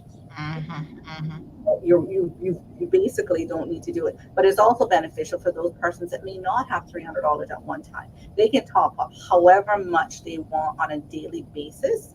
If they want to top up 25 today or 10 tomorrow or 25 tomorrow, to maintain that. So it either way. Okay. I mean, I can definitely see some pros and cons of both. I don't know, like sometimes I feel like you spend more money when you're constantly like topping up and you kind of don't realize it. So again, this is very similar to the concept that we were talking about when we were talking about the MyCUC and using the tools correctly. Yeah. So the example I gave when I had it was that instead of simply just topping up and letting the credit run out, I recognized my consumption had increased that day. And I made efforts and changed behaviors so that I reduced it back to what my average consumption was, and that's the power in the prepaid tool. It gives you that ability to see, hey, that one day, if I don't change this pattern, my consumption daily has gone up. Now I'm paying $15 for the day versus that I average, but allows you to, with behavioral changes, to reduce that back. But if and I fully agree, if it is something that you just see the balance and you're just constantly topping up without making behavioral changes, it may not impact your overall bill at the end of the month. And importantly, for prepaid customers, while they're getting their daily usage is being reduced from their credit, they'll get a bill at the end of the month as a true up, so to speak, like a summary of what the total was that was paid for the month. And just like everything else, you require bills for other purposes, right? So KYC, etc. Those are all still available to those customers, as well as the MyCUC platform. That is there as well for them. Their view is a little different than what you would have seen when I logged in. It'll just say prepay. It will tell them what their balances are, is, and what's left. So while we have you here, can we just look over a bill and kind of remind people of what are the things that they should be looking at. Now, to CUC's credit, I always say to people, they're the only company that is going to break down in this degree of detail exactly what it is that you're paying for. Now, I know all of us just look at that final dollar amount and we get really, really upset by the final dollar amount, but there's a lot that's in there. So I have figured out that probably about 50% of my bill is the fuel factor. So explain to us. I know we've said this a lot of times, but I know that you have to say something about 25 times for people to actually get it. Tell us how fuel factor works. Are you guys making a profit on fuel factor? Absolutely. Why is it so expensive? So there is no profit at all, which is why it's on the bill. It's a completely transparent cost in terms of what is used to generate, the amount of fuel that is used to generate the electricity that you used for the month is what the amount that is on your bill. There's no fuel, no profit made from that. It's broken out in two lines: fuel cost, as in the cost of the fuel itself, and the fuel duty, as in the amount of duty on that fuel used that was paid to the government in duties. And yes, absolutely, this is all based on market prices, and it's not something that, as you see, it goes up at the pump. There is a delay on our end because obviously we do have reserves. We're typically operating somewhere around about 2 to 3 months of reserve. So when we would have had that for our usage, if that makes sense, constantly topping up. But as the market fluctuates with fuel costs, that is strictly what we paid for fuel and what you've used in electricity that is added to your bill. And again, the reason why it's on your bill as a cost, so you can see completely transparently what that cost was. Okay, so we've got fuel factor. What else is kind of intertwined in your bill along with that? So we'll start at the top. Your facilities charge is the monthly charge, essentially for the entire service that we provide, meter billing, all of that. So that's your facilities charge, the standard charge on your bill. Then you have your energy charge. This is now the charge that we charge per kilowatt hour for the electricity that you use. And that is, then you go on to, again, the fuel duty and fuel cost, which is what I'd mentioned earlier. What the amount of fuel that was used to generate the electricity that you used during that particular period of time. And renewable energy is essentially just the percentage of energy that's on there that was generated by renewables. And in this case, it's a 2022 sample. So clearly, right now, there's obviously the fuel subsidy is no longer in existence, but that was the fuel subsidy that was offered with CUC partnering with the government in 2022 to alleviate some burden to the public. Right. All right. Wonderful. Well, this has been very, very useful information. So very easy to set up. If people have any issues or questions about how to get connected to the MyCUC online portal, how do they contact you? How do they reach out? They reach out to our customer service team at service@cuc.ky. They can jump online to our website. We have a chat, and it's a live chat. It's not a bot. They can reach us via chat there, and or as a last resort, they can always give us a call. But certainly email, chat, and call 949-5200. Very good. Viva Richards, manager over there at CUC Customer Service. Thank you so much. We really appreciate you. Thank you. Flashpoint has a comment, says the CUC portal has been down in recent times and the portal is missing some information. So Flashpoint, can you confirm when you say portal, you mean the MyCUC portal that we're talking about? Yes. I will say that he's right. This morning, I know that there was some slight delays in connection. It was slower. We're aware of that. We're working on it and expected that'll be back on later today. And in terms of the missing information, I'd mentioned earlier that, your meter is connecting throughout the day, 96 times through the day, every 15 minutes. And there are some times that, it doesn't gather that 15-minute data interval. But there's a flag if it's missing. And this is one of the reasons that we also introduced the monthly mid-month notification that tells you in totality how much electricity you've used to that midpoint of the month as well. Okay, very good. Sounds good. Thank you so much. Thank you. I appreciate you coming on the program. Very Thank you for having me. Bye-bye. Indeed. Like most of you, I'm at home with the family. We're cooking more, washing more, spending more time on our computers, and the air conditioning units are running more than normal. If I keep this up, my electricity bill will remain high. I'm signing up to MyCUC on www.cuc-cayman.com so I can monitor my daily usage. I need to be in control of how much electricity I'm using so that I can manage how much money I spend. Some things need to unplug in this house, and we can't run this AC all day, you hear? You hear? I hope y'all know. Gotta turn it off, honey chill. I know I gotta turn mine off. All right. Great job, says Dominique to Jiva. Very well job. Simply C says, you mean to tell me you guys couldn't get a more up-to-date example of the bill? Well, that was me. Simply C. Y'all need to calm down some days. I just wanted to see a bill. And in fact, I was trying to find my own bill so that I could have shared that, but I couldn't even find that in the spur of the moment. So that was just me doing a quick Google search. Relax, Simply C, relax yourself. It's all right. It's going to be just fine.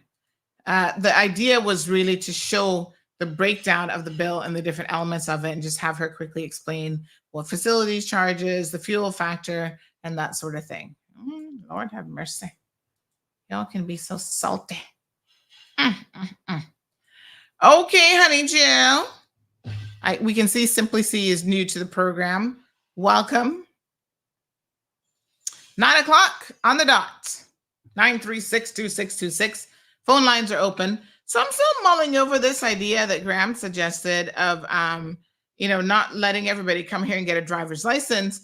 I'm sort of thinking, though, based on the number of people that I see already driving without a license, might we be pushing people to do that even more?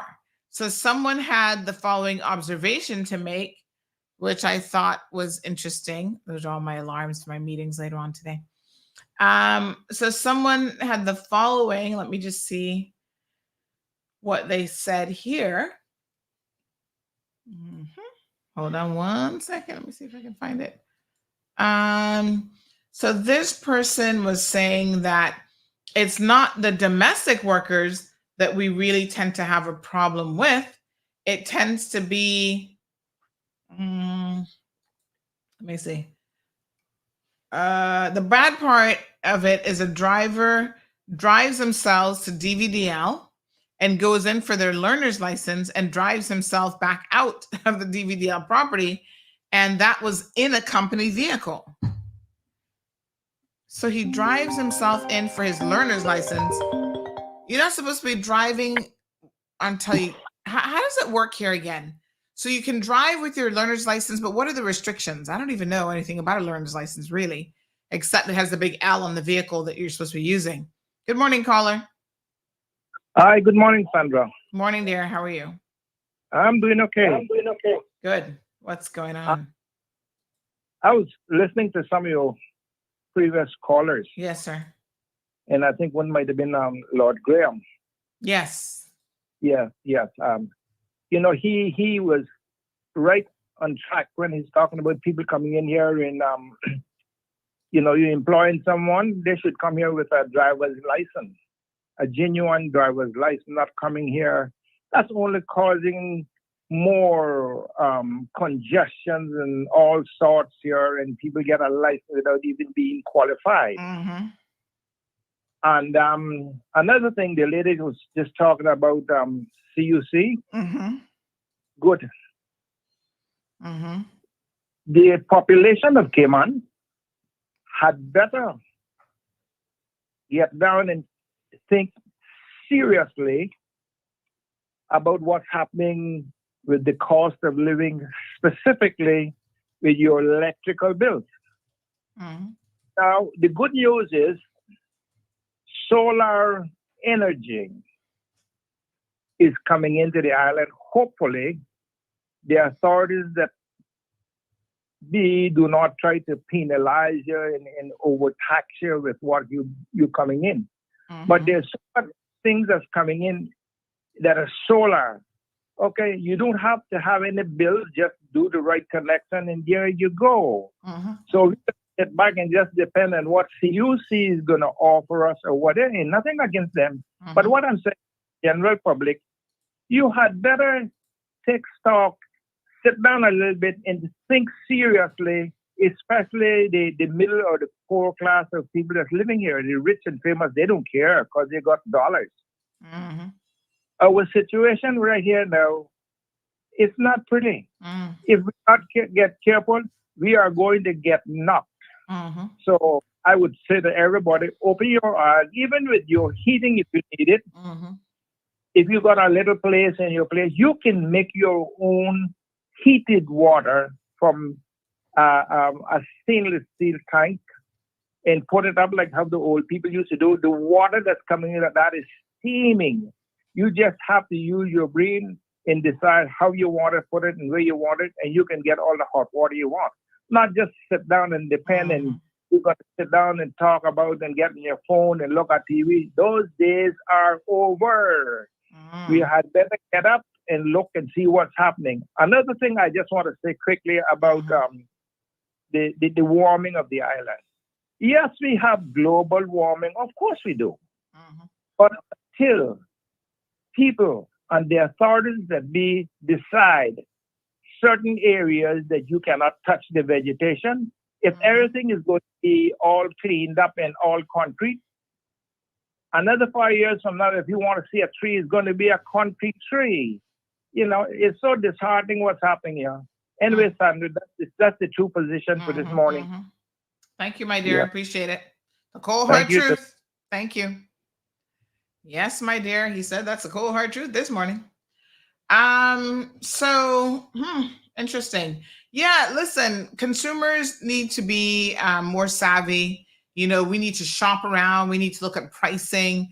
I mean, listen, you know, there's always somebody trying to separate you from your hard-earned money. So I say you as the consumer needs to really look at things as close as you can. Even a lot of you now are doing summer vacations and stuff. I'm surprised at the number of people that I was saying to them, you know, you're buying tickets for theme parks and you're doing this and you're doing that. You know, sometimes you can get coupons and stuff online. You gotta be on it, man. Whether it's your CUC bill or just regular consumer shopping, you know, do your best to shop around, right? Ask questions and, you know, is this going on sale? I'm not going to tell y'all which store it is, but there is a store where I know the workers. And so if they see me in there looking at something, they'll say, hey, Sandy, on Friday, we're going to have a really good sale. And that item is probably going to be on sale. So wait and buy it then. I'm like, honey child, yes, I'm waiting. Because I can save $5, $10 per item. So, you know, sometimes you got to do these things. You know, I'm always looking at Amazon. You know, they have, I'm so glad I discovered the coupon thing because I was missing that all these years because it's kind of in the finer print. But when you look at an item, now it's available for coupon. Sometimes it's all $80, $100 off of a particular item. And the only way you're going to get it is if you tick off that little box that says coupon. Like if you add, it doesn't automatically apply it. So if you add it to your cart, you're going to pay full price unless you tick off coupon. Isn't that something? I'm just like, who would have known? I didn't even know. So these are the things that you have, you know, got to keep an eye on. And like when they have Amazon Day, I don't get too excited about Prime Day because I notice a lot of times the pricing is like the same if I catch a good sale. So, you know, I'm looking at some ear tags right now that are $5 off. So, you know, they have limited time deals. They've got pencils. Look at this. You can get Amazon Basics. That's their own branding. So now Amazon is, you know, making stuff, I guess, bringing it out of China, I'm sure. and they have a 30 count box of pencils for a $1.99. Yep, 30 pencils for $1.99. And so, now y'all complain about school supplies. Sometimes you can buy in advance. I mean, pencils don't go bad. Nobody's it's not that's a 2022 number 2 model pencil. Nobody cares. You just buy a standard box of pencils. So that's a fairly good price, actually. $1.99. So, pay attention when stuff goes on sale. Sometimes we can do sharing. I don't know why more families don't do this. Your mom lives next door. You go buy bleach, get the big 2-pack or 3-pack that you can get at the bigger stores like Price Right. You give her one and you keep one. You buy the bigger things and you can kind of split it and share it. I really use a lot of the hand wipes, but they'll last you a long time if you're a smaller family. So look at how 2 families can kind of combine and say, you know what, we'll go in on this together. I pay half, you pay half, and I take half of the hand wipes and you take the other half. And there's lots of sort of sharing in that way that we can do as families, households, whatever, that you would really, really be surprised what you can save. And shop around. The key, folks, is to shop around. As consumers, you've got to be more and more savvy. Let me give you all an example. Insurance is going up. Oh, Lord have mercy. Yes, I got quotes for my insurance on vehicles, and I see that they've gone up already for the year. So when it's coming up time now, I had 2 renewing in August, and I said to myself, boy, let me shop around. Let me just make sure that Island Heritage is giving me the best price. Big shout out to Nicholas over at Island Heritage and Ronald. Great team over there, Matthew. So, government now is saying that they're offering insurance. And I said, I called them and I said, well, what kind of pricing y'all offering? They said, well, we've got great rates on car insurance. And I said, oh, yeah? I'm at my 60% discount because, like I said, I don't be having accidents that are my fault normally. So I'm at 60%. That's the maximum discount that you'll get for good driving. So I said, all right, let me request a quote. And I sent in all the information and requested a quote. And guess what? Island Heritage is still cheaper because they said, Sandy, you're a good driver. We're giving you the best possible rate. But still shop around because you never know. So they still came in under what the government pricing was by actually a couple $100. And I'm like, hey, a couple $100 matters. So I'm going to stick with my Island Heritage for now. But every couple years, it doesn't hurt to sort of inquire about pricing and stuff like that. Yeah. Get quotes, ask for discounts. So I don't feel no kind of way about the person saying, oh man, are they offering senior discounts? Because there are things that you can go to, entertainment, whatever. Our cousin the other day was saying to me, oh, Sandy, you maintain a mailbox here, but do you have anything in Florida, still like a bill or whatever, where you can get Florida resident? Because a lot of the theme parks and other things allow you to maintain a resident rate. And I was like, I said, no, not really, to be honest. I can't think of any bill really that I would have there. And she's like, oh, well, that's too bad because you could get the resident discount rate. But you know what we did when we went to Cirque du Soleil? Because their tickets are kind of expensive. It's a great show, by the way. Everybody should go see it. My cousin purchased the tickets, or Marlon's cousin, my cousin, whatever. She purchased the tickets for us and she got the Florida discount rate, and then we just reimbursed her. You gotta think, honey chill. Money, money, money is meant to be saved as much as you can. So there you have it. All right, let me go over a couple of things in the news. I'm here and looking on Amazon. That's trouble when I start clicking on Amazon. Things always look so interesting.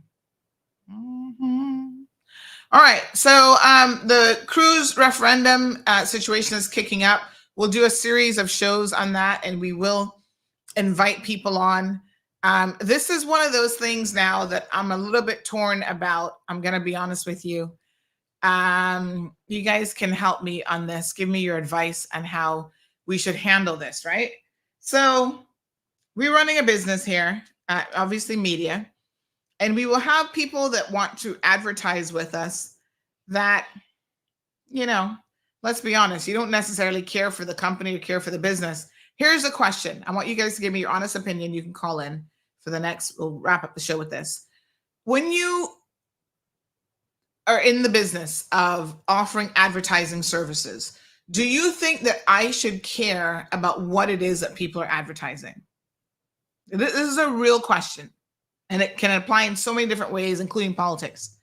Should I care about which politicians I'm giving access to? Like, I'm providing them access to my audience, advertising on my platform. I have turned people down in the past, and I've said, no, not for no amount of money in the world.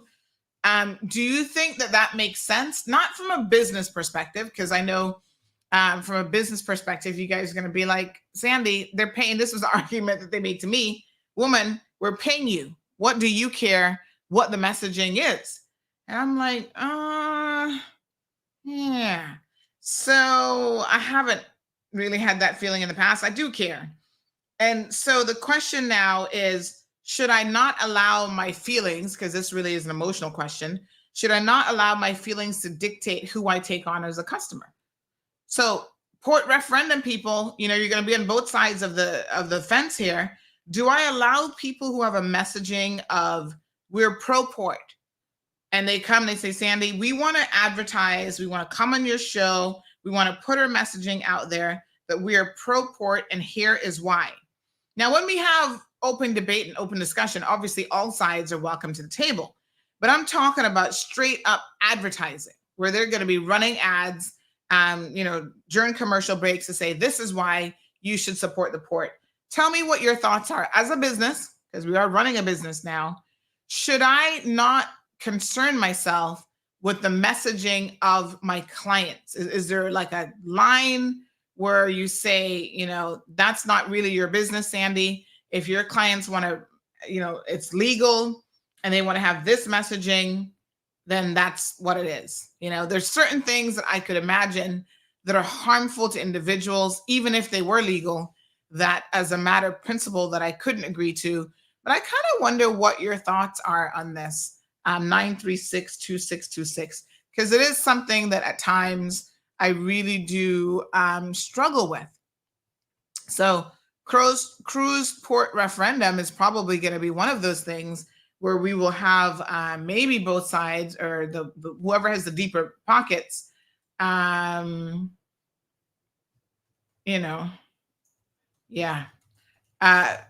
going to be the ones who are going to be here saying, hey, we have money to put forward our side of this. And so there you go. So Logic is going to be closing their Governor Square location. Oh, hold on. I think somebody just sent me a WhatsApp. So we're now using the iPhone for this show. So far, no issues. Praise the Lord. Hallelujah. Let me see what this person said about this. That was you know what that was? That was a CMR news notification that something just went up on the news channel. All right. So here's something. Drug boat ran ashore and on the south side, loaded. Police have all the drugs, but no people yet. Run ashore, south side of Grand Cayman Brac. Sometimes y'all gotta come with a little bit more detailed information. Which island okay, so this person weighs in. He says, no, you're making money. Don't worry about it. Don't worry about the messaging. And does that apply to politics as well? Political candidates?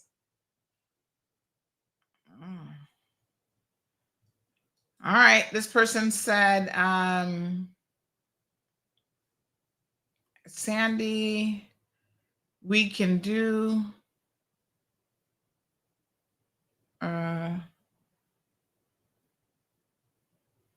Okay. Oh, okay.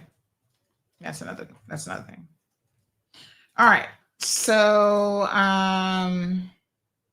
that's Cayman Brac. So drug boat has come in on Cayman Brac. All right. Get me some pictures, honey Chia. Right. So one person said, don't worry about it. Got to pay the bills. Okay, let's see. Anybody else weighing in on this? Y'all thinking about it hard.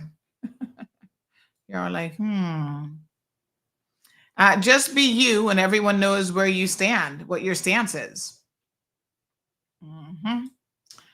First rule of the street: don't get high on your own supply. This was another chat conversation. Speaking of school supplies, so speaking of school supplies, all of them being MPs, current and even some past ones, are out there giving out school supplies. So it's interesting, and I think we talked about this, was it last week when we were talking about the school supply list? My goodness. I mean, it seems like there's ample school supply giveaways where no one should really be in need. I mean, they're giving away everything. Now, I don't know that they're giving away everything that's on your entire list. That might be a different, situation, because that list is so long. Thank you, Dominique. Denver says, why would you be concerned about what your clients want to advertise as long as it's legit and not biased? Yeah, so that's certainly one way. So what is not biased? Because their messaging will be biased to whatever it is that they're trying to promote.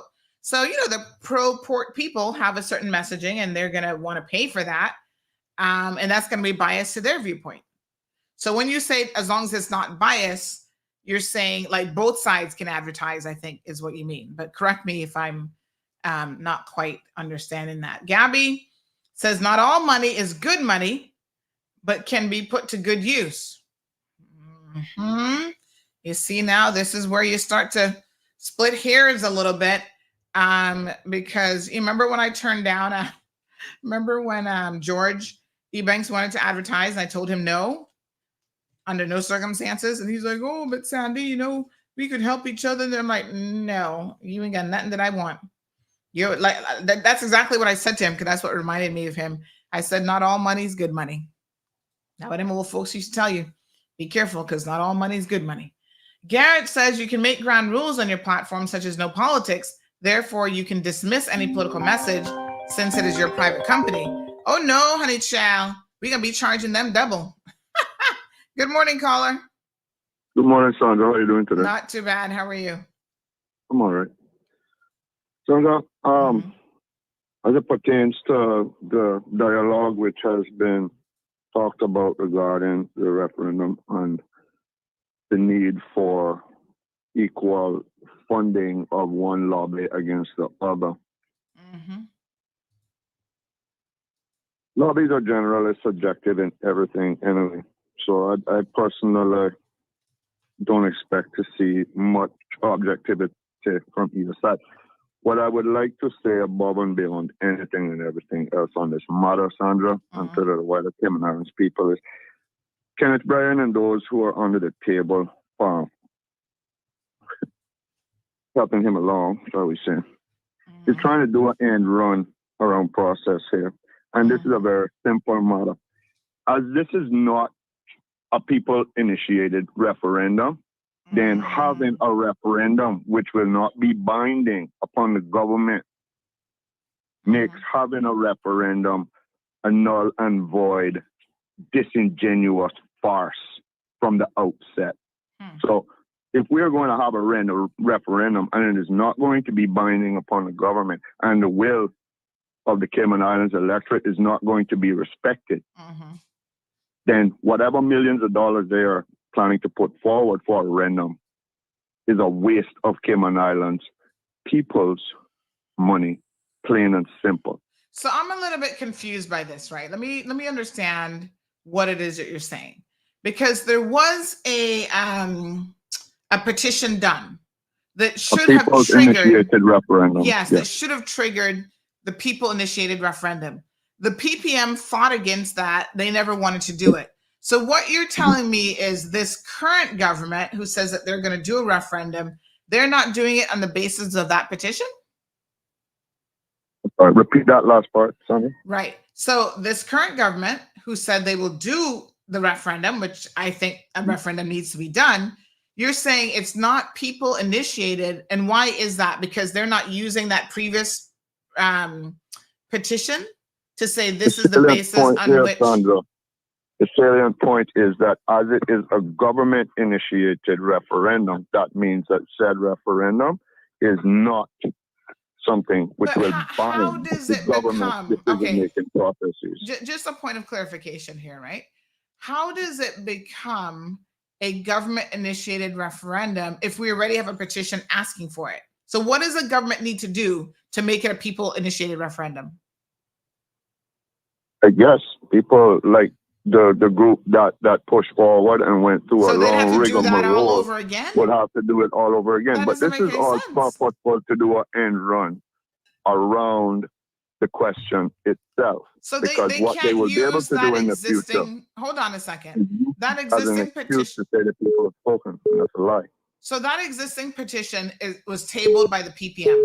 You mean to tell me this government couldn't take that petition and says, yes, we're going to use this petition now to do the referendum? They could have, but the whole reason that not only because of the kerfuffle, the brouhaha, and the scandal surrounding William McKeever Bush and all of his crap that he was pulling in Cayman, and because of the embarrassment that was putting forth towards the PPM, his position as Speaker of the House, X, Y, and Z, all of that, in addition to the fact that the ones with money largely under the table who were pushing for the cruise port itself saw that they were about to fail. As a result, what we saw was an early election called for the political expediency of the people in power at that point in Cayman's history. What we have now today is Mr. Kenneth Bryan, who at one point was seen by many within the environmental groups here in Cayman as an ally, has turned his face once again and is pulling this end run attempt. It is indicative of disingenuity in the extreme. And I'll just repeat this once again, Sandra, and for the rest of the Cayman Islands people. It makes no sense. If we have laws in Cayman wherein the government of the Cayman Islands can put forth a referendum and it does not bind the decision-making processes of the Cayman Islands administrationally, then it really makes no sense, because you can get anybody's opinion on anything, but if the government is not mandated to take that into account and are binded by the results of any given referendum, then it is a waste of time, it is a waste of money, and at its core, it is basically a scam. All right, leave me there. We have some other callers, so let me hear some more thoughts on this, because I'm trying to understand why this is not a binding people-initiated referendum. Good morning, caller. Good morning, Sandy. How are you today? Good morning. Not bad. How are you? Okay, hanging in here. Not too bad. Watching you always. Yes, I had some friends of mine asking some questions about a MoneyGram situation, and okay, let's can we table that until tomorrow, because I'm trying to get some clarification. We only have a few minutes left in the program, and I am trying to get some clarification on this whole thing with the referendum. So we'll do part open mic tomorrow, and I think Mr. Panton is going to come on for the second part. But let's table that question until tomorrow, okay? Okay. All right. Thank you, my dear. All right. 936-2626 is telephone number. So Miss Sue asking for the number. Again, my question is, why isn't this a people-initiated referendum when you already have the petition? So maybe we need to get some answers from the government, maybe. I don't know. Good morning, caller. Welcome to the program. Good morning, Sandra. I'm calling about a situation on, I can't remember if it was Monday or Tuesday. My husband was driving out of Safe Haven, and one of the golf balls, somebody was playing very early. This was around 7:30 in the morning, and the ball hit his windshield. When he went over there and told them about it, they said he must call Ritz-Carlton. They are in charge of that. He called Ritz-Carlton now, spoke to somebody there, and they told him that they can't do anything because that was not on their property. So hold on a second. He's driving by the Ritz-Carlton or the golf course. No, he's driving from Safe Haven, coming out of Safe Haven. Yes, which is owned by Dart. And a golf cart hits a golf ball, hits his cart. The golf ball hit his windshield and broke it. Okay. So they're saying they're not responsible because it was not in their property. No. All right, hold on one second. I'm going to take down your number. I see it here on the screen. Someone will call you today and they're going to be paying for it. Okay. Yeah, that's what they told us. So if we were in their property, then that would be trespass, but that's what they told us. Mm-hmm. Okay, I'll give them your number and you'll sort it out for your husband, honey Jill.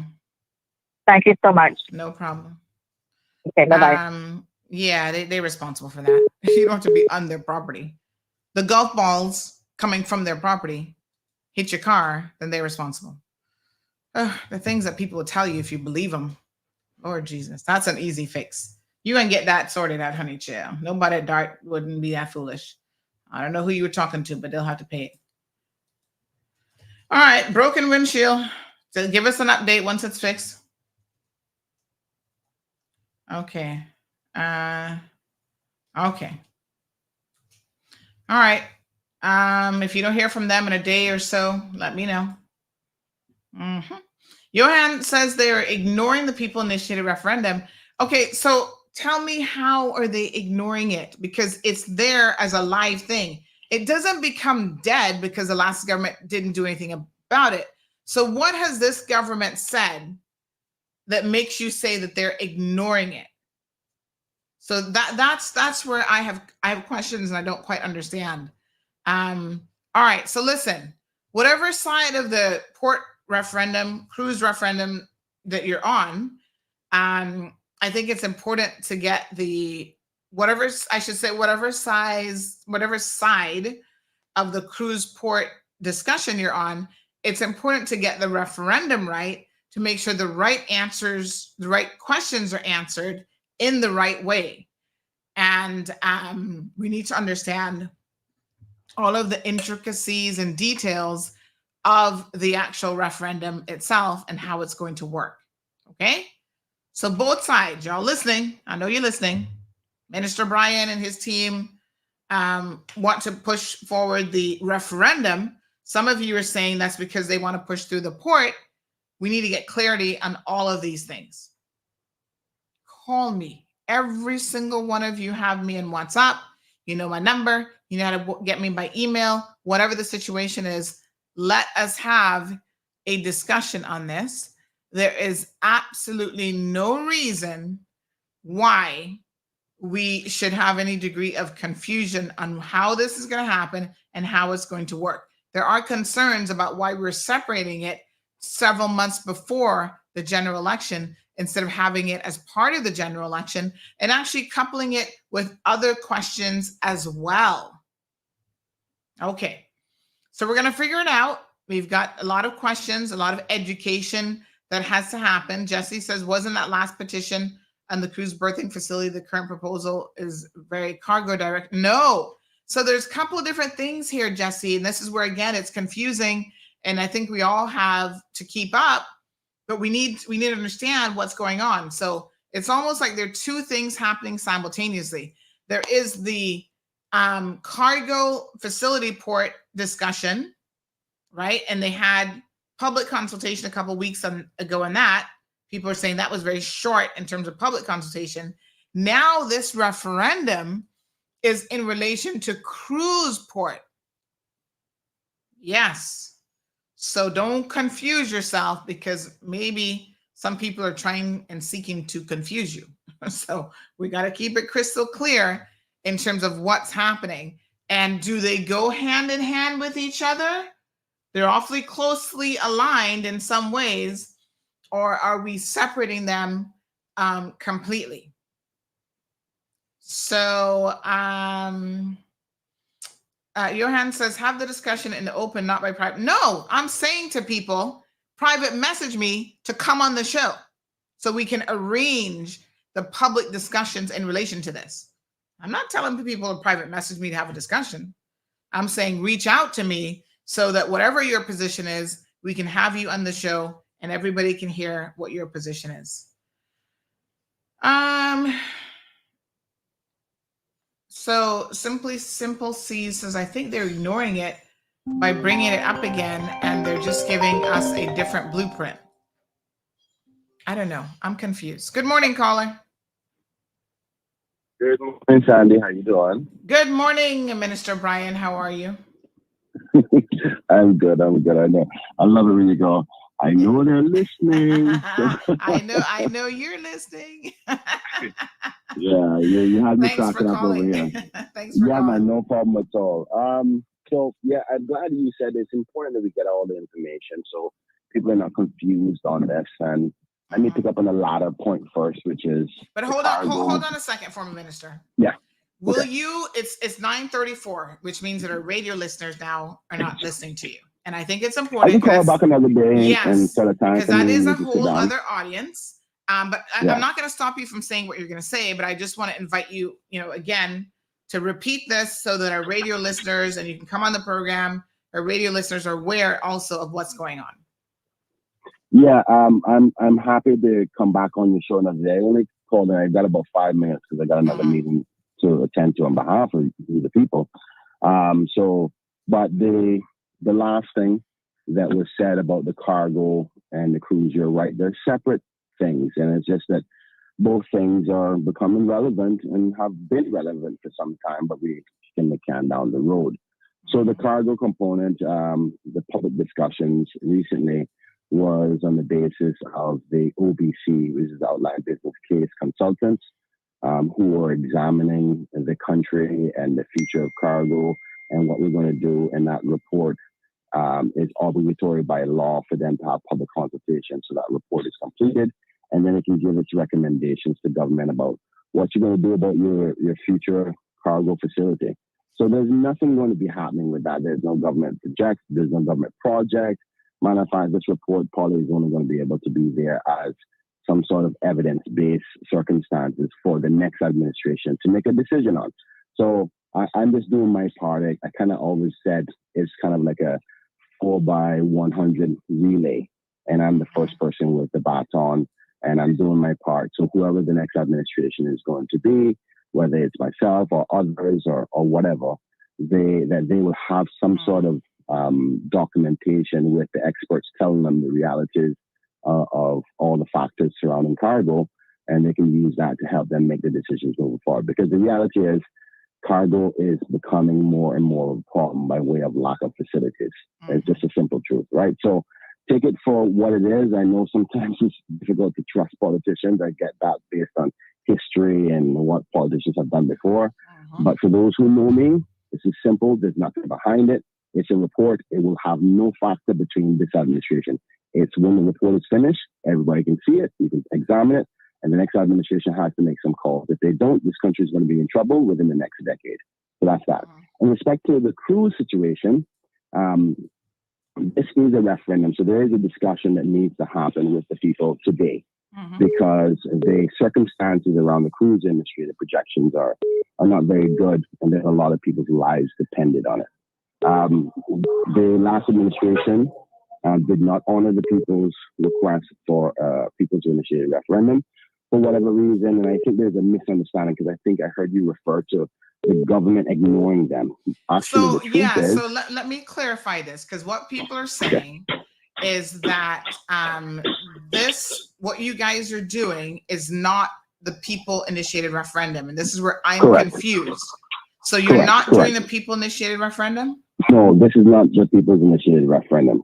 To be honest with you, the truth is, I when I got in as minister, I was almost certain that those who worked very, very hard to build this initiative for the people's initiated referendum would have probably continued to fight and say, listen, I want to have my say.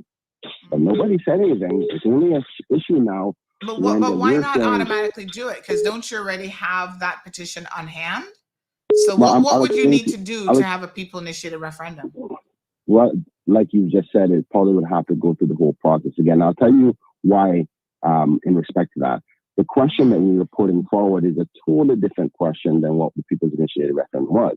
because that People's Initiative referendum was on the project that was presented. This is not about a particular project. This is a simple question about, does the Cayman Islands need to have cruise berthing facility? Yes or no? We can talk about if you decide yes or if you decide no, you can deal with the other factors that come along with that later on, which is it going to be affordable? Who's going to pay for it? Who's going to own and operate it? What are going to be the environmental impacts of it? What kind of engineering? So you're saying that because the question might be different, you can't accept the petition, which was simply because, I mean, overall, the petition was just saying we want a referendum. Now, they might have suggested questions, but because you're not going to accept those questions in that form, that means you can't accept the request as people initiated? No, I didn't say that.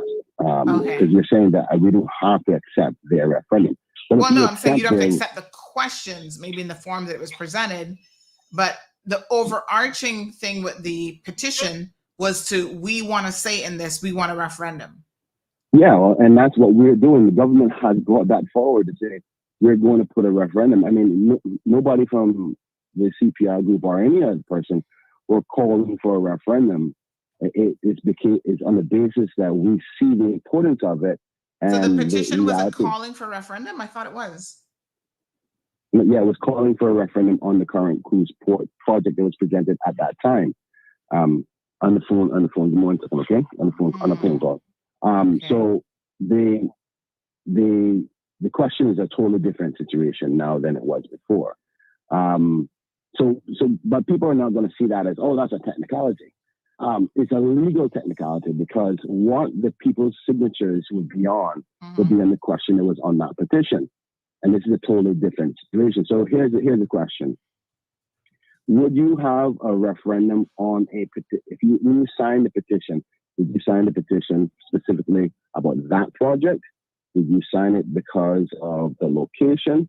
So there's a lot of different nuances, and the government is initiating this now. So I would never have stopped or try to convince my government to be in the way if the people had said, listen, yes, the last government didn't agree to this or didn't support it, but we want you to honor our signatures from back in 2021. We're now in 2024, some 4 years later since the referendum, which was started in 2020, I believe. Started in 2020. Nobody said anything for 4 years. I'm saying, listen, this problem hasn't gone away. It's actually becoming more relevant today because of the numbers. We need to have a discussion about this.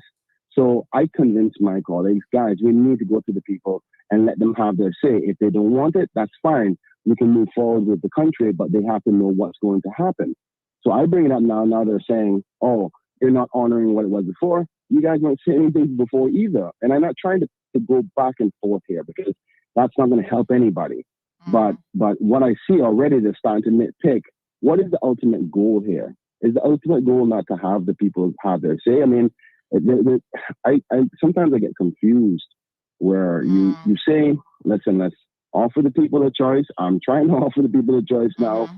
After much reluctance, many of my members were like, listen, you're bringing up a very sensitive topic at a time that is probably not the best suited politically, but it's the right thing to do because we do have a severe problem coming that will affect many people's lives, and we continue to kick the can down the road. Now, if there is a major pushback for it, hey, listen, or whatever, I am trying to do what the people put me here to do in respect to bring up something that is a reality. We're seeing it. The numbers are telling us. We've seen evidence. We've watched big chips go across the Cayman Islands. You can't ignore that there's thousands of Caymanians in this business. You can't ignore that the economy that we are in, which is a tax-based, consumption taxes-based system that we get a lot of revenue from. And when you start to see hundreds of thousands of people stop coming, it's going to affect the revenue that we are able to do many things for, whether it's paying for school, paying for scholarship, for HSA, for roads, Siemens, whatever it is that we use our money revenues for, that will continue to deplete. Now, that's not to try to pressure people into saying yes, but it is a reality, Sandra. And I'm obligated to tell the people that reality. And if they don't, don't want it, then that's fine. Are you committed to coming on the show and explaining this to people. I know you said you had a meeting in a couple of minutes. You and your team. Is the intent. Yes. That is the intention. Matter of fact, I think you would have probably seen, or I don't know if you were on vacation or not, but actually my intention is to facilitate a national debate with those who are for and those who are against. So those that call your show, and I'm proud of them for continuing to stand up for what they believe in. I always respect that, regardless if I'm on the opposite side of it or not. I believe in that. That's democracy. So I'm proud of those people who call and who stand up for what they believe in. We need more of that in the country. So they can get up and say, this is why we don't believe in it for whatever reason. But there is an opposite side to it that needs to also be able to be said in a managed, respectful way. Because what ends up happening is people put speculative things in there, and they put emotional comments in there. And then the people who are in the middle who go, well, I just want the right thing for Cayman. I just want all the facts. I don't know what to believe. I don't know what to say. And people use emotionally driven things to motivate people's feelings. I want a controlled, internationally standardized debate where everybody will get their say, fact check information, fact check comments, and say, okay, that's a subjective view. No, this is a fact. And then everybody can see it and say, all right, let's make a call on this. So that's what I'm committed to. I've said that publicly. My ministry will pay for it. Obviously, CMR is going to be involved in it. So it's just a matter of time for us to reach out to you. I've got the team doing all the formality stuff within government before I reach out to you. So that's only a matter of time. But all right. Well, yes, because we have a lot of questions even now coming in. But I've got a 10 o'clock meeting myself. So we look forward to the discussion in the coming weeks for sure. Yeah, man. God bless you. Have a good day. Okay. Thanks very much. All right, folks. So we're going to leave it there. I think that was Jonathan trying to call back. We're going to leave it there for now because, yes, there are a lot of questions about how this is going to work, why it's being done a particular way. So let's go ahead and organize some time. I'm hoping that we can start having these discussions even as early as next week. That would be very, very, beneficial, because the more time that people have to mull these things over and to discuss them, in my opinion, the better. All right, so let's leave it there. Thank you guys, as usual, for tuning into the program. I see your questions. I'm going to start collating a list of all the questions related to the referendum so that when they come on properly, we can definitely, have the questions available to put to them. All right, so we're going to do it. Thank you guys so very, very much, as usual, for tuning into the program. We appreciate your contributions. We'll be back here tomorrow. I can't believe it's Friday already. Seems like yesterday it was just Monday. But there you go. Friday already, and tomorrow's Friday. So we'll have some open mic opportunity at the beginning of the show. And then I know that Mr. Panton is planning coming on for the latter portion of the show. And we need to ask him, because inquiring minds want to know whether or not he's made up his mind about running in the next election or not. Goody, goody. All right, be good or be good at it. I'll see you guys tomorrow. Please, drivers on the roadways, try to drive a little bit better. Be more conscientious of other people who are actually using the roadway, and follow the road rules. That's the number one thing. I dare say probably, 90% of the accidents, if you're following the road rules, could be avoided. But when you're crossing solid lines, when you're not supposed to be, and overtaking people and speeding and being on your phones and all this kind of stuff, that's what makes you have an accident. So follow the road rules, be a better driver, think about other road users when you're traversing the small little streets in Cayman, because they're not really all that complicated. See y'all tomorrow morning at 7:30. Thank you for tuning in to another episode of The Cold Hard Truth on Bobo 89.1 FM. Cayman's #1 talk show is live weekdays from 7:30 a.m. Never miss an episode again. Watch anytime on CMR's Facebook and YouTube channels for the latest show episodes. Don't forget to follow us online on our social media channels. And visit CaymanMarlRoad.com for all the latest news and community happenings.